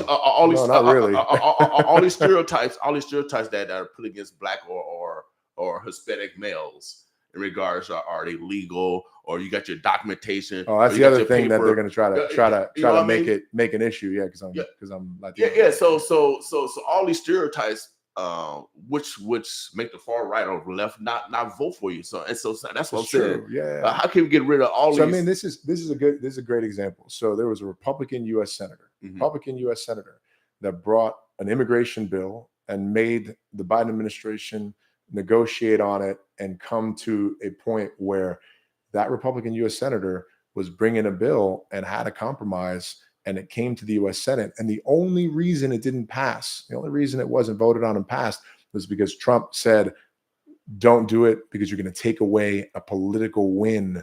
You're going to give a political win to the Democrats. Okay. And then they had the opportunity in the House to bring it too. You're not seeing that version of that bill brought by Bacon or anybody else who's saying that Trump is wrong and Trump shouldn't be playing games in immigration. Right. Like, that was an actual meaningful bill. It would have provided billions of dollars for border security and border patrol. I would have voted for it. It would have made sure that we're actually addressing, I mean, I think it's the Border Patrol Association, like their association that is pushing for their rights, supported this bill because it's record amounts of funding to address people coming into this country illegally. And then second, increasing the backlog that we're seeing in our immigration system so people can make decisions. Some people will get deported when they're making decisions. Some people will get status and get a pathway to citizenship. But that's not going to happen unless we actually pass bills like this. And not every Democrat supported that. Like, I would have voted for that, because I want the American dream. I mean, sometimes I want to say the American dream. I want the possibility for the people that are living here right now, that are paying taxes, that are lawfully not making any mistakes, not bringing crime, not doing all those things. I want them to be able to get a pathway to citizenship and have to earn it. It's not something that is given to them. And I also want to make sure that we are reducing the number of people that are coming in, reduce fentanyl coming in, reduce human and child and sex trafficking that is coming in to the border. The only way we do that is by strengthening our border patrol. We have to. Period. We have to. Period. End of story. There's nothing. But you're going to see a lot of hits that I don't care about this, which is ridiculous because I set the record straight right now. Right. But the reason they're doing it is because it's an easy thing to say. Right. And it's an easy thing to lie about. And most importantly, right now, Bacon has the opportunity to call out Speaker Mike Johnson and say, I want to vote on this bill right now. I want to bring this and I disagree with Trump. You're not going to find him saying that I disagree with Trump on bringing border bill. Right. There's nothing of him saying that. He just got appointed to, I think, cyber, and we always talk about cyber security because America is in cyber war, I believe, and it's even attacking our business grid. Oh yeah, per se.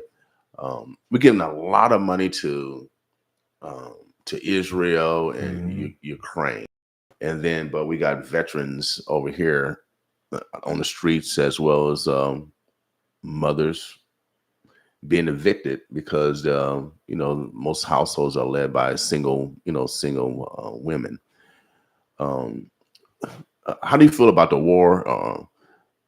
You still see it's like David and Goliath. It's like missiles versus rocks. I don't know who Hezbollah is. I haven't even seen a Hezbollah fighter. I haven't seen on TV. I have not seen one Hezbollah fighter, but they show the Israeli fighters, but I have not seen. But they see Palestinians all bloodied up. Ukraine is starting to make movement, but they can't use American weapons, so that's kind of tricky. You know, what I mean, that's kind of really mind-boggling. It's tricky. Yeah. But I can understand it because do we really want to get in a greater war with Russia? I mean, look. So it's really tricky what's going on. How do you solve this equation? I don't think we are able to not intervene with supporting Ukraine. Okay, because I mean, Russia, with all the allegations of interfering with our elections, it is very, very clear that they are trying to undermine democracy across the globe. Like this is about a national security threat. We have to hold them accountable. We have to stand by Ukraine. I know it's a lot of money, and it's probably one of the things that we both do agree with, Bacon and I, which is supporting Ukraine is not a political issue. It is a national security. It is that's what it is. That's the issue it is. And it is important for us to continue to hold Putin in check because he's a dictator and he's going to try to take over, as much as he possibly can. He's not going to stop just as Ukraine. I totally understand. And that's their argument also, because they see how, and especially being a black man again, on how the European nations, Portugal, Spain, France, England, Germany, have invaded every country. Our African brothers and sisters, my African brothers and sisters are dealing with it now. And so when you talk, everybody's our invaders, dude. I mean, so when it comes down to it, everybody has invaded. So how can one side say this and that? We only got one Earth. And I don't think it's going to be in the interest of either side to use nuclear weapons. We gotta avoid that. So that's why both sides got nuclear weapons as a deterrence to not use nuclear weapons. Yes. Correct? Yes. So and to threaten anyone else that's trying, and so that's why I try to keep. Look, we're strong in defense. That's what this country is founded on. I support that. So since we know that, and even I think when what's the name? Trump dropped a big bomb. He called the other people to move out the way. To me, it's just, are y'all playing games with us? To me, it's just like a game. You know what I mean? Oh, I can't speak for Trump. But the military do that. They'll warn the other side that they're about to do this, or America's not going to give Ukraine the total ability to win. You come to me. Are you playing games? I don't know if they're playing games. I mean, to the American people, that's how we see it. You know what I mean? From real regular citizens that paying taxes, our children are dying every day or incarcerated. Well, I think in that vein, it does concern me. But it more concerns me that, look, during Trump's administration, they passed a Trump tax cut that basically gave overwhelming majority of the tax cut to billionaires and ultra wealthy people. Look, I'm not going to speak for you, but I'm not an ultra wealthy person. The people in our community, for the most part, right now in Omaha, are also not ultra wealthy. Heck no. Right. And so the fact of the matter is, giving billions of dollars in tax, handouts right now to billionaires, super ultra wealthy in the Trump tax cut, but not trying to do anything else to target in the middle. And it would be different if the cuts stayed on. Actually, Right. that would be very different. That was part of it for people in the middle, Mhm. but it got expired. And so Well, they're not in there. The tax cuts for corporations up here, that is sustained. And so my issue is we didn't do that. We would have more money to address some of the issues that you're talking about right Mhm. now, which is trying to address the healthcare gaps for women right now, trying to Right. make sure we're getting people supporting, young, smart business owners, communities of color to be able to get, a leg up, not a handout, to Mhm. be able to have independent wealth, actually grow the middle class by Mhm. doing that. But by just targeting it to literally the top of the top, and Bacon talks about this as one of his proudest moments Mhm. of cutting taxes. He really does. It's really not affecting and helping any working class Nebraskans whatsoever. Is that a goal of yours to? I think it is to cut middle class taxes. Yeah, it's one of my goals. Yeah, it's one. Yes. Yes. I mean that is so important because you saw how inflation is and prices of eggs haven't gone on, bread. I mean, still high. Everything's still high. I mean, I'm not gonna. I mean, there's been things that have been done that are good, but they're Mhm. still high. I feel it. My child care bill, what we pay for our kids is expensive. What we're paying at the grocery store, what we pay when we're paying our rent, our mortgage is Mhm. expensive. And I know I hear that from people all the time. Right. So yeah, I want to focus on a tax cut that is affecting the middle class. Uh-huh. I want to try to reduce our spending in places where we are overspending or underspending and try to figure out ways that we can attribute that to actual tax relief and to make sure that the programs we're investing in, the child tax credit is a really great example that really focuses on addressing middle class families. Right. And that's not happening right now because Trump, Bacon, all of them don't want to get this passed. They don't want to do it. Well, we talked about China also in regards to Biden putting $2 trillion, and I think Trump put about $2 or $3 trillion in debt. You know, what I mean, Yeah. in Oh, debt. yeah. So we talked It's about true. debt, and then we need China. China, we're in debt to China. We're in debt. He said most of our debt comes from China, and then but yet we say that they're terrible. I mean, it just really. So are we gonna bring our stuff back so we can start manufacturing? We our can't own change stuff? anything whether or not they have our debt. I mean, that we can't change. Right. But what we can change is whether or not we're more energy independent, whether or not we're dependent on them. And that is the truth on what I support. I want to get more independence from China. Right. It's why so the CHIPS Act is a good Uh-huh. example, right? Like one example, the CHIPS Act was our opportunity to be a leader domestically in creating tech jobs, STEM Right. jobs that are investing in microchips and semiconductors, right? So that we're not so reliant on China and other countries, right? Right. Bacon talked about supporting that bill at first and then voted against the bill, which is billions of dollars into American jobs. Nothing on trade, nothing. This is American jobs. And so I have an issue when somebody votes against American jobs and votes against the middle class tax cut and votes against lowering health insurance premiums and votes against capping insulin. And Bacon has voted against all those things. And so it's an issue when we're trying to actually make us more independent as a country. And that's one really perfect example of an opportunity we had, and he voted against American jobs. I'm like, how do you do this? Are you going to have an opportunity? Because like all the other Republicans have declined debates. Yeah, I feel really bad. Well, I think so. One, I felt really bad for my colleague Carol Blood because for a while Flood was not going to debate her, which is unfair, right? They deserve to both have the stage. Yeah. So Blood and I think Flood? I think and match. but, I mean, Blood and Flood. Can I get a hug? Oh man! But they're debating now. They're debating now. Okay, Yeah. good, So I found good. this out. Maybe it was over the weekend, or early last week. But they're debating. I need to be in a room. This is a shout out to Carol. And I don't know what's happening right now with Fisher and Osborne. I don't think that they're dating. I don't know if Fisher's given the time of day. We will have 3 debates. Okay, they're going to be fairly late, Okay. which I wish they were earlier. But we got 3 debates. There'll be one with the Press Club. There'll be one with World Herald and Examiner. There'll be one with KTV. Okay, So cool. we'll have at least 3 debates, which is good. Which is because I want people to know a couple different things. One, he's going to come out saying he's going to come out spreading lies about abortion, and I'm going to be really clear. It's like, you've co-sponsored this legislation trying to ban abortion nationwide 3 different times. You've endorsed 3 different times. You voted against American jobs. You voted against prescription drug costs, and you continue to stand by this administration.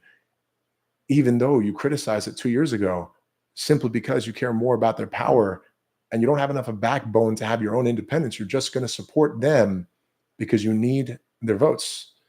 And I am completely fine with questioning even my own Democratic Party right now at the top of the ticket on issues that I disagree with, because that's the way that I get to actually be independent in this purple. Yeah, without a doubt. You got to have the ability to cross the aisle. Even Bacon said he loved that. I was kind of surprised he said that, and you actually get more stuff done in a purple environment, because when it's slanted too much Democrat, they don't take the primary rules seriously. They don't have to debate I think or you're slant right. to Republicans. So he said he really loves this environment. He's actually making a case for us to then actually take over a seat, because right now the state of Nebraska has 5 Republicans in their federal delegation. Yes. We don't have a single Democratic voice out of the 5 people in our state. And so, you know what actually makes it so much better for us to have one Democratic voice within that 5, and a Democratic voice that's worked with many of those individuals in some way, shape, or form. I think that he's making a case that he should step aside. Out of the last few senators, everyone, and that's why I asked you about myths, because everybody think I'm a Republican, I'm a Democrat. But I just live by the principles from my mama, who picked cotton for y'all for free, who cleaned Caucasians' houses. She didn't tell me, and she didn't pass on a burden to hate my Caucasian brothers and sisters. And so she always taught me, if someone treats you better, if someone treats you good, treat them better, because you might need them one day. And one of the greatest examples I'll give you guys is when I was in college, and sophomore year, I was going to transfer. I felt I should be starting. There was a lot of Caucasian brothers in front of me, and I felt I should have been starting. And then my coach, we was at a Lutheran basketball tournament in Lutheran, Iowa. Okay. And the coach said, Billy, what you doing down there laughing? He said, you're going to be starting tonight. And as a sophomore and playing with seniors, it's my job to run the offense and make sure implement wherever coach said the plan was, and make sure that we accomplish that goal. And I played with seniors. I didn't know they were Republican. I didn't know they were Democrat. Yeah. I didn't know. You play with people. It seemed like our neighborhood. Right, right. But when John Christensen graduated, man, he ran for Congress and became my first congressman. And I know that I was still in college. I was still in college then. I was still playing. I was a senior then. I think when he won freshman, when he won his first congressional rep, I think I was a senior in college. And then I said, dang, man, I said, you a senator now? So, man, I never got into Democrat, Republican. I never got into the black and white, because that was my teammate. Yeah. And so I always default from teammate, because that's the best. That's why the United States always have the most gold medals and the highest count, because of our diversity. Because our teamwork, even though we're different, we come together as a team. We're not all Russian. We're not all Ethiopian. And so we're not all Chinese. Yeah. But we always excel because of our teamwork and appreciating everyone as different experiences, cultures, et cetera, et cetera. So when people always say, well, you shouldn't report the Republican, well, that was my teammate. What are you talking about? I knew him as a person. I don't judge him as a Republican or Democrat. I see him as a person. And so I think that is the roadblock, and the reason why we don't, there's a lot of division. We don't look at and appreciate people as people. And I agree. And we all need each other. Yes, I think it is, and actually, I think this is important. I've been serving for 8 years in the state legislature. I mean, I have made it a point to focus when I disagree with Republican to focus with what I disagree on, rather than just saying I disagree with you and the entire Republican Party, because there's things that I do agree with, right? Like when we talk about trying to reduce regulations for businesses, and we've been trying to talk about spending less beyond our means, when we're trying to talk about figuring out how to support, small businesses. I think Democrats also support that, but they've co-opted that. Right. But like, truthfully, there's tons of common ground, but the opposite has been really true. When you look at, let's say like social media or Twitter of Bacon, you could see instances where he is just railing on Democrats and just doing a broad stroke. I think there's a big difference right now between our Republicans that are in our neighborhoods, the Republicans that are our friends, my friends, people that support us, and what they're seeing right now in DC, which is they don't want somebody like, like Don Bacon that supports 90% of the time with Donald Trump and votes with him 90% of the time, and that will just have no independence from him at this point and is supporting him blindly. It'd be different if he wasn't supporting him. Truly, I think that some people, might be in the middle and there might be more of a toss-up, but there's so many more people coming across saying, yeah, Tony, we're going to support you because we've seen you criticize the Biden administration. I told people very blindly, very honestly, look, when Biden had that debate, it was a low point for me. That was a bad debate. It was a terrible debate. And I was like, he doesn't need to be in this anymore. And I remember having this conversation with so many people since then. And then he came to the decision with a lot of push from people saying, I think it's time. And now we have a different option and a different set of choices. And I'm really, really excited about it because now it's about a prosecutor versus the prosecuted, somebody that has felony charges. And nothing to people that have felony charges. But when you try to talk about being a law and order president, and now you have a felony charge and you want to be our president, well, it's the reality. This is a fact, and this is the truth. But indirectly, and I talked to Bacon about this also. I'm a former probation officer, and a lot of felons are black, and it's on purpose. And so I think it's a slap in the face. If she used because the most discriminated people are those citizens coming from home. And if we truly about corrections, since Nebraska like to build prisons, then don't demonize people that paid their crime, and then now the president got this narrative, oh, we shouldn't hire him because he's a felon, and that's going to trickle down to other felons. Man, my degree is in behavioral science. We're real smart over here. And this is why I respect you. So this is the reason why I respect you. I feel, and I talked to Bacon about that because you go after one felon, it's going to affect other felons. It is, but it matters on whether or not what you're consistent. If somebody is always treating felons that way, granted, I want them to change. But if somebody is inconsistent and does it politically, there are news clips of President Trump talking about Hillary Clinton and she doesn't deserve to be in office because she would be a felon in office. I think both of them said lock them up. I think it went both sides. And I'm like, and what matters to me is who's the most consistent. And so when Don Bacon says that the emperor has no clothes when he's criticizing Trump, but now supports Trump, and it's only because he needs his vote and his power, not because he actually supports him. That means that we have somebody that will just change on a dime to support someone for power. Rather than have their own independence. Well, and that's not part of your narrative because that's not part of your plan. But I talked to Bacon because he's part of that. He's part of the incumbent. He is. And he has a sphere of influence. Yes. But also, hopefully we'll see him support reentry programs for felons. Like we try to work on that in the legislature, try to make sure that we're reducing, making sure that when they've served their time, we can get them to work and not put more barriers on them because that is an actual consistency, and I don't know where he stands on some of those issues. That you'll have to look up. So, like I said, forget Trump, forget Harris. You need to focus on Vargas and Bacon, y'all. But I appreciate that. You know what I mean? Honestly, no, it's true. It's true. Because you guys are the power of our state. We're going to educate you guys. And shouts out to our teachers because they've been attacked because outside groups don't want teachers to teach this. They don't want teachers to teach, but y'all ain't teaching. It just pissed me off. Everybody on the outside want to control what's going on the inside, but you don't want to help. You don't want to volunteer. You don't come to the PTA meetings.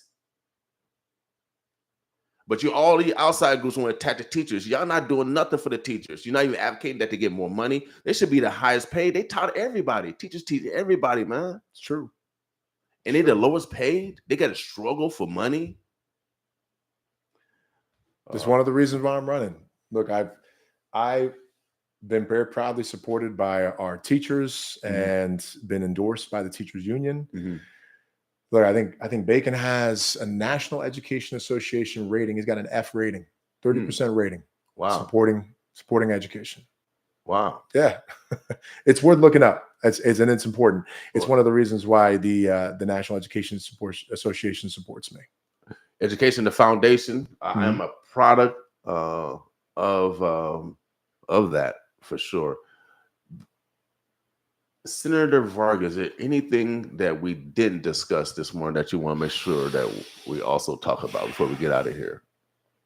That I appreciate people. I appreciate people being voters. I often talk to people that support me, but I also talk to people that don't support me. I talk to people that say, look, are you trying to change my opinion to vote for you? And I'm like, no, I'm not. If you decided to vote for Bacon, then you decided to vote for Bacon. I'm really trying to talk to the people that haven't made up their minds, have been indifferent. Right. People that have already said, I'm not going to vote for Bacon, but I'm not sure, Tony, if I'm going to vote for you. And I tell them, look at not only what I'm saying, but don't accept at face value all these negative attacks, because unfortunately, look, money talks in this world. They're going to spend millions of dollars in negative ads against me. And they did it 2 years ago. And they're just going to spread lies because they can. The most important thing I tell people is I'm a father. You know, I got 2 young, born and raised Nebraska kids. My wife's whole family tree is from Nebraska. This is where I chose to live and raise our kids because I connected with Midwest values. It's also where I've gotten to serve as a school board member for 3 years. It's where I got to serve as a state senator for 8 years. And even then, I will still be one of the younger members of Congress and a background of a former public school teacher, first generation college graduate. Somebody that's never, ever going to forget where my roots come from, especially from my parents. My dad was a machinist. My mom worked on a factory line. My brother was a teacher. My other brother served in the Navy. He's a veteran. I'm not going to forget where I came from.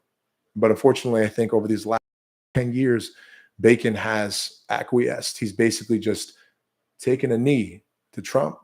He has taken all of this lobbyist money, so much money, and has voted against health insurance premiums, talks about gutting Social Security and Medicare, has voted against capping insulin, even though he tries to take credit for it. He can't take credit for something that was the actual bill.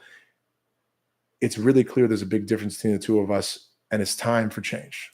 When is the first debate? Ooh, that is... You know the date? Is it September? Next month? No, it's October. It's October. Oh, man. It's October. I know. I told you it's late. It's late. So you got three debates in October then? Yeah. We're going to have 3 debates in October. Okay. All right. It'll be mostly for the people. A lot of people will be voting early, but a lot of this is going to be for people that are voting on the day of the election. Okay. All right. So registered independents, libertarians, Republicans, and Democrats alike, I want you to know, I want to be able to represent you. And I'm proud to represent the purple area that is Nebraska's district. I'm going to earn your votes. And thank you for being a voter. How can they get involved with your campaign? Volunteer, donate? Where do they need to go? I said go to TonyVargas.com. You can sign up to volunteer there. You can donate if you want.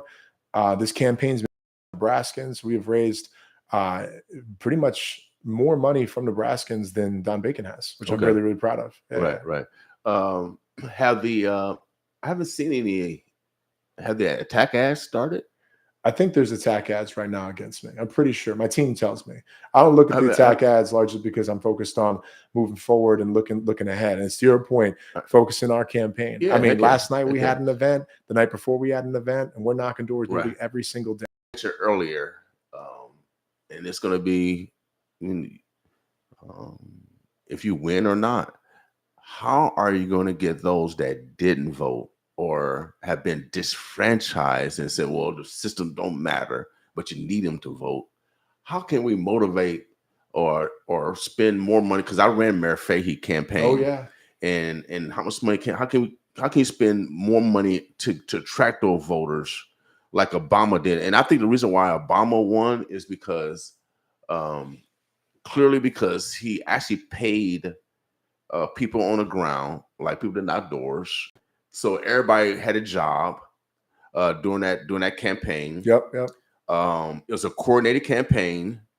So all the dollars kind of trickled down, and you had so many, and you had the high schoolers so involved in that movement, knocking doors. So everybody getting paid $15. So everybody talking about getting money.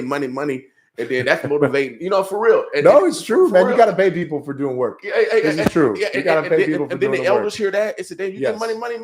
And this, well, then they're gonna advocate that. They're gonna vote for. But if the Democratic Party is not being really serious about helping their candidates out, and I'm not trying to attack anyone. I'm trying to be fair and balanced. But no, you can but you say what you will. It's your show, bro. But if you see if you see the leadership from the Democratic Party, why is the Democratic Party allowing the Republican Party to have this leadership for so long? They control everything for so long. Look, man, money's a big factor. I tell people, money talks. But Democrats got money too. No, but not that. So the last couple of years, Buffett, Democrat, he got money, more money than everybody. Oh, well, I actually don't know what his political affiliation is, but I can tell you this: you are right about a bunch of things, which is we have to show who is actually trying to earn the vote on the ground. Right. We will be spending resources and sending mail, going door to door. We've knocked on tens of thousands of doors in North Omaha, in South Omaha, and East Omaha. Okay. I really am curious how many doors Bacon's campaign has knocked in North and South Omaha, whether or not you're going to be getting mail to Democratic voters, and if he's going to spend actual money to try to reach those voters, right, or if he's just going to try to be up on radio and be up on TV. We're going to do both because we value those votes.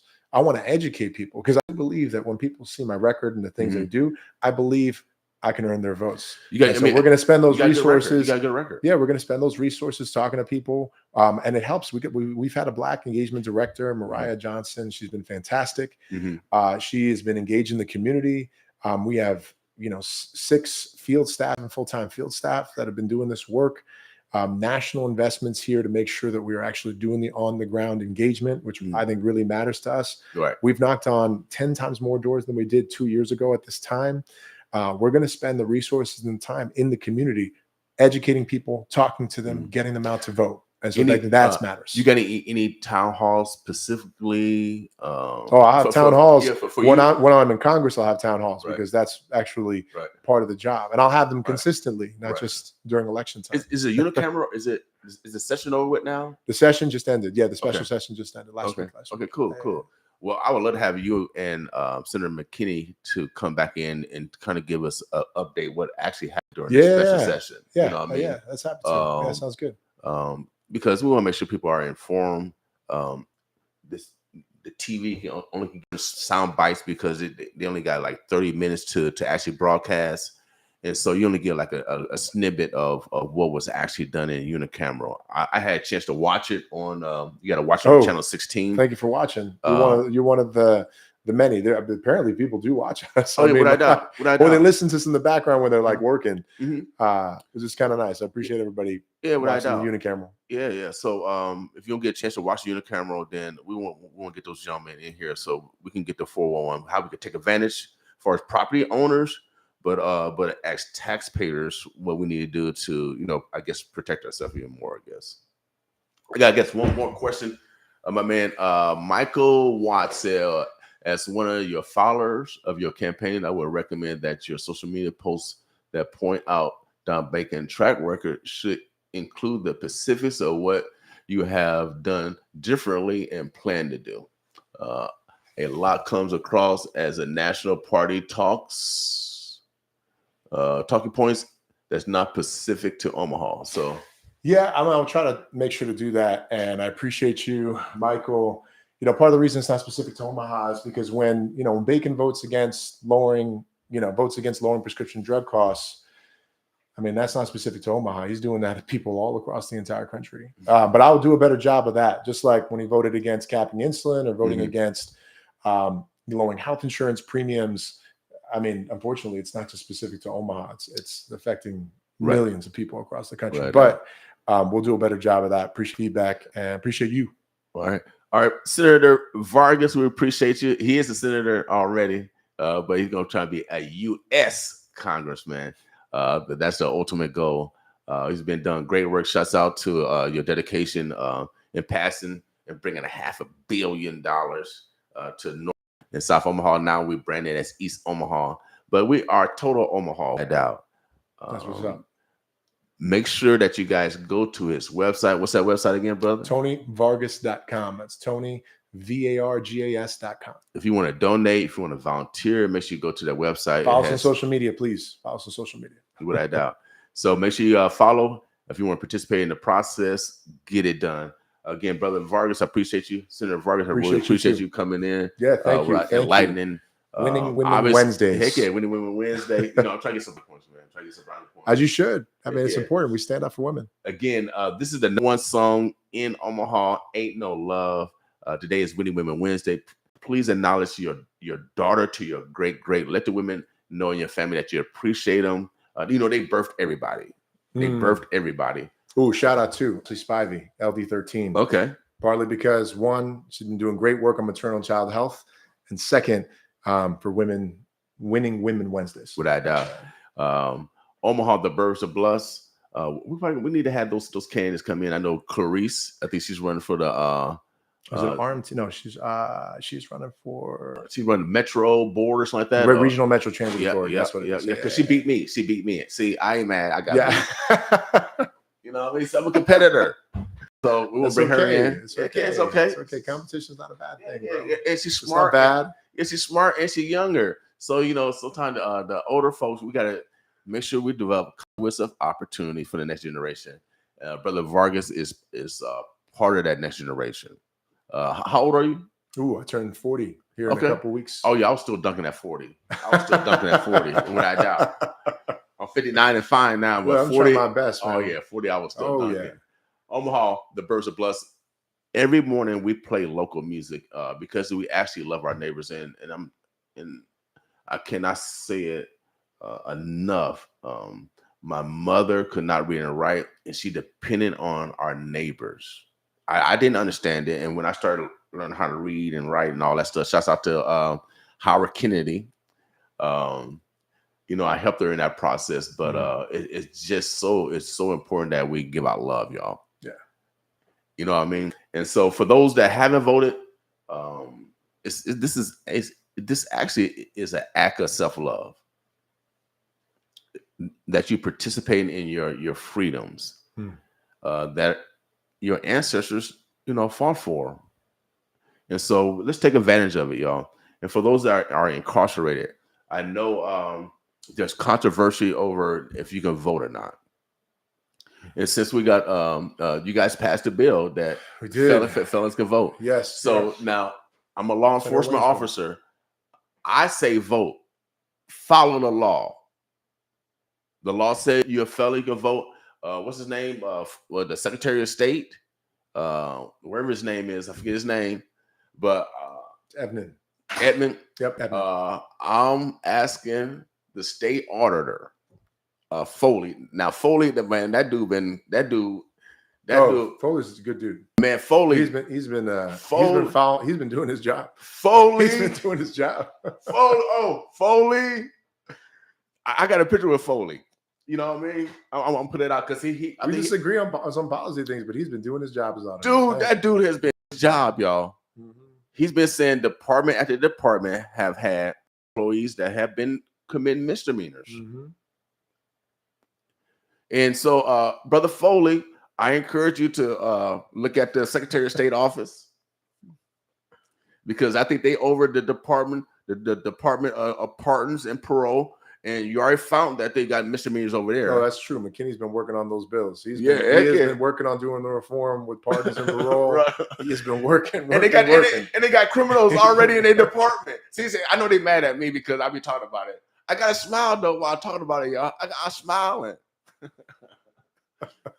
But Brother Foley, I'm gonna call his office because I want to interview him. He has been really doing this. He's a Republican.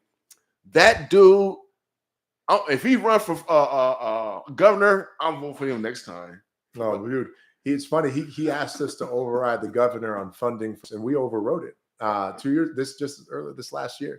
Because he was asking for more funding so he can be a better to hire more auditors, and we were like, yeah. Okay. The governor vetoed it, and then we overrode the governor to give him more funding so he can do his job to oversee. Anyway, he's a good person. Brother Watson, he's been very good. He's been very good. Tony Vargas for Congress. Appreciate this dialogue, the conversation you and I have had online also. So, man, we appreciate it. See, Appreciate you. Yeah, brother Vargas, speak to the little man. He don't care who you are. If you want to play ball, just know I'm not young anymore. He's not young, so but I'm down. You can take him to the right, y'all. Take him to the right. Omaha, the Birds, the Bloods. We are out of here. I want you guys to support our sponsors. If you guys want to advertise, we reach over 900,000 people, man. For real. Yes, 900,000. Shouts out to and it came from legislation, and our senator wants to do the same thing. What are your specific goals before you get out here? Yeah. When you win, what do you actually want to do when you become Senator Vargas or Congressman Vargas? So I can tell you what we want to do in the first couple months. One, we want to make sure we get our constituency services up to snuff and up to date. Okay. And second, we want to start working on drafting the legislation, and we got to work with the leadership and make sure that we are doing things that are pushing the envelope. I really want to work on, again, the middle class tax cut, childcare, housing, education, and job creation. These are the areas in the buckets. And I've always worked in these areas in the legislature, but to many people's point, this is beyond Omaha. It's Omaha and beyond Saunders County and beyond Sarpy County. This is across the country, right? And in the district. I had a chance to, before we get out here, y'all, I had a chance to interview my man Trey. That's going to be over to iHub. Oh yeah. The innovation, and you was a supporter of that. Yeah, I was. Yeah, I was a supporter of it. That was Senator McKinney, Bill. It was part of the bigger package of Senator Wayne. Supporting the funding for the iHub was really important, because if we're not going to invest in entrepreneurs and small business owners so that they can have their own independent wealth, we're never going to eliminate poverty. It cannot only be just continued funding for just one-time funds. It has to be something that allows them to be more independent. I think we're seeing that with good examples like Lionsgate Security. Like, they've been growing, they've been hustling. Like, they're friends of mine. Check them out, Lionsgate Security. Use them as much as humanly possible. Right. You see this with like Big Mama's Kitchen. Like, we have to create and accelerate these kind of businesses that can expand. We have to. Right down. Omaha, the Birds and Bloods. We've been talking to Senator Vargas, now congressional candidate, Senator. You got a lot of names. Just call me Tony. Yeah, Tony Vargas. Tony, bro. He needs your support. He needs your vote. We got a lot of people said support, vote. We appreciate you guys chiming in. It's so important that we participate in our freedoms, y'all. And we talked about border security, and but we don't look at the total picture. Our ancestors helped build one of the greatest countries in the world. And everybody in the world is trying to get here. We got to make sure that we treat everybody in this world fairly. You know what I mean? That we're not taking care. We're not taking their raw materials, but financing them so every country can have law and order. And that's why they come in here, because they even though it's bad here, people perceive it as bad. We got freedom of speech. Crime ain't bad like y'all think it is. No, it's not like other countries. Yeah. So it's true. Yeah. So let's just get in reality, because sometimes media creates the fear of crime, and even though most people are coming across the border, some people consider it as a remigration because of the Spanish-American War. So if you really don't know the history of how they pushed Native Americans out into the South and other areas into Canada, as France and England, came across America. But you got to really look at the history of this land. And so you got to look at a lot of people are just remigrating because their ancestors were from this area. Shouts out to my man, Larry Bradley. Oh, yeah. He's on my board. Larry's great. He's a professor over at UNO. He loved the Native American culture. And I got goosebumps right now. God is in the building because the Native American culture is part of my culture also. But also the French. My mom's Creole. I said Creole also. And so we got to look at that. We are all the same. We're all the same. So when it comes back to anthropology, for those that like to separate us like we bleed black and white, no. For my Caucasian brothers and sisters, you really light brown because you get tan. You get tan. The only white people on earth, I can prove it. I got a science teacher here. The only white people on earth are albinos. Thank you. I'm out of here. This weekend is going to be a great weekend, y'all. I got to get my core. I'm going to give tickets away. You go to Afrofest? Yeah, heck yeah. That's yeah, Sunday. I'll be there on Sunday. Yeah, Sunday. So this weekend, we want to, the only way we get rid of stereotypes, because I go to the Cinco de Mayo. Yes, you do. You show up. Yeah. So you can't separate us. But also I'll go down to September Fest or I go to the Czech Fest or whatever else. You can't separate me, baby, because I like all kind of foods and culture. And so we gotta celebrate each other's culture, y'all, so we can break down stereotypes and create more love. So we want to invite everybody to Jacquees. They're gonna be at the Malcolm X birth site. If you haven't been over to the Malcolm X birth site, we want you guys to come over there. Shouts out to the state of Nebraska for finally putting Malcolm X in the Hall of Fame. Shout out to the funding that was secured by Senator Wayne and Senator McKinney, and we all voted for to get that out too. So heck yeah. See, legislation participated in a lot of stuff, y'all. And then also Sunday, more culture. You got the Afro Fest downtown Omaha. Everybody to come out and experience the African culture, food, dance, fashion, so we can get rid of stereotypes and create more business with each other, y'all. We have way too many similarities than dissimilarities. It's true. You know, I mean, we all have kids. We want to make sure our kids are protected, educated. We have way more similarities than dissimilarities. So let's come together and break down stereotypes. I believe, and this is from my heart, that if the world's going to change, it's going to start right here in Omaha, baby. Greatness. Let's do it. All right, Omaha, we out of here. Please support our sponsors. Boss with us. All right, Instagram, we out of here, baby. Peace.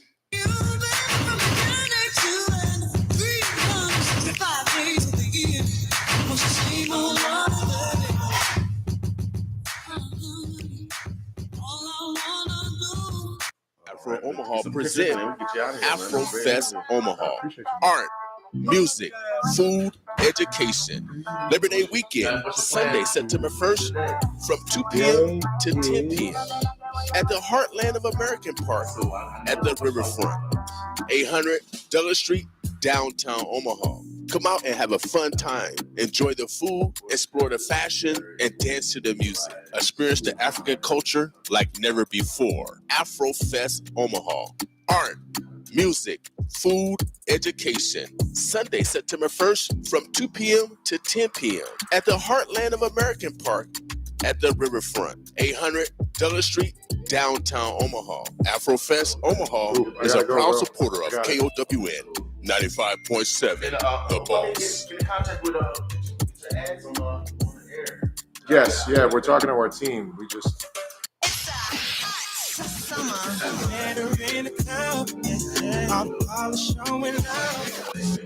Freedom Tainment presents Jacquees. I'ma get this whole motherfucker. Big special guest Vito. Hey. Oh yeah, it's time to mix it up and get your glow, girl. Live Saturday, August the 31st at the Malcolm X Outside Event Plaza, 3448 Evans Street, Omaha, Nebraska. Doors open at 7 p.m. Tickets only $65. VIP $100. To get your tickets, go to freedomtainment.com and click on the Level Up fundraiser. Or you can go to LaFleur's New Look Fashion, 1806 North 24th Street. For more information, call 531-772-0842. Sponsored by Native Omaha Days Organizing Committee. Dage Low and Vito live August the 31st. I know you wanna love, but I just wanna. Looking for a new and exciting way to grow your career? North End Teleservices is hiring for full-time roles in customer service, administration, and leadership. Positions include competitive pay, benefits, paid time off, and tuition assistance. At North End Teleservices, our mission is to create jobs and change lives. We invest in our employees and are dedicated to helping them reach their personal and professional goals. Your success is our success. Embark on a new career today by joining our diverse team.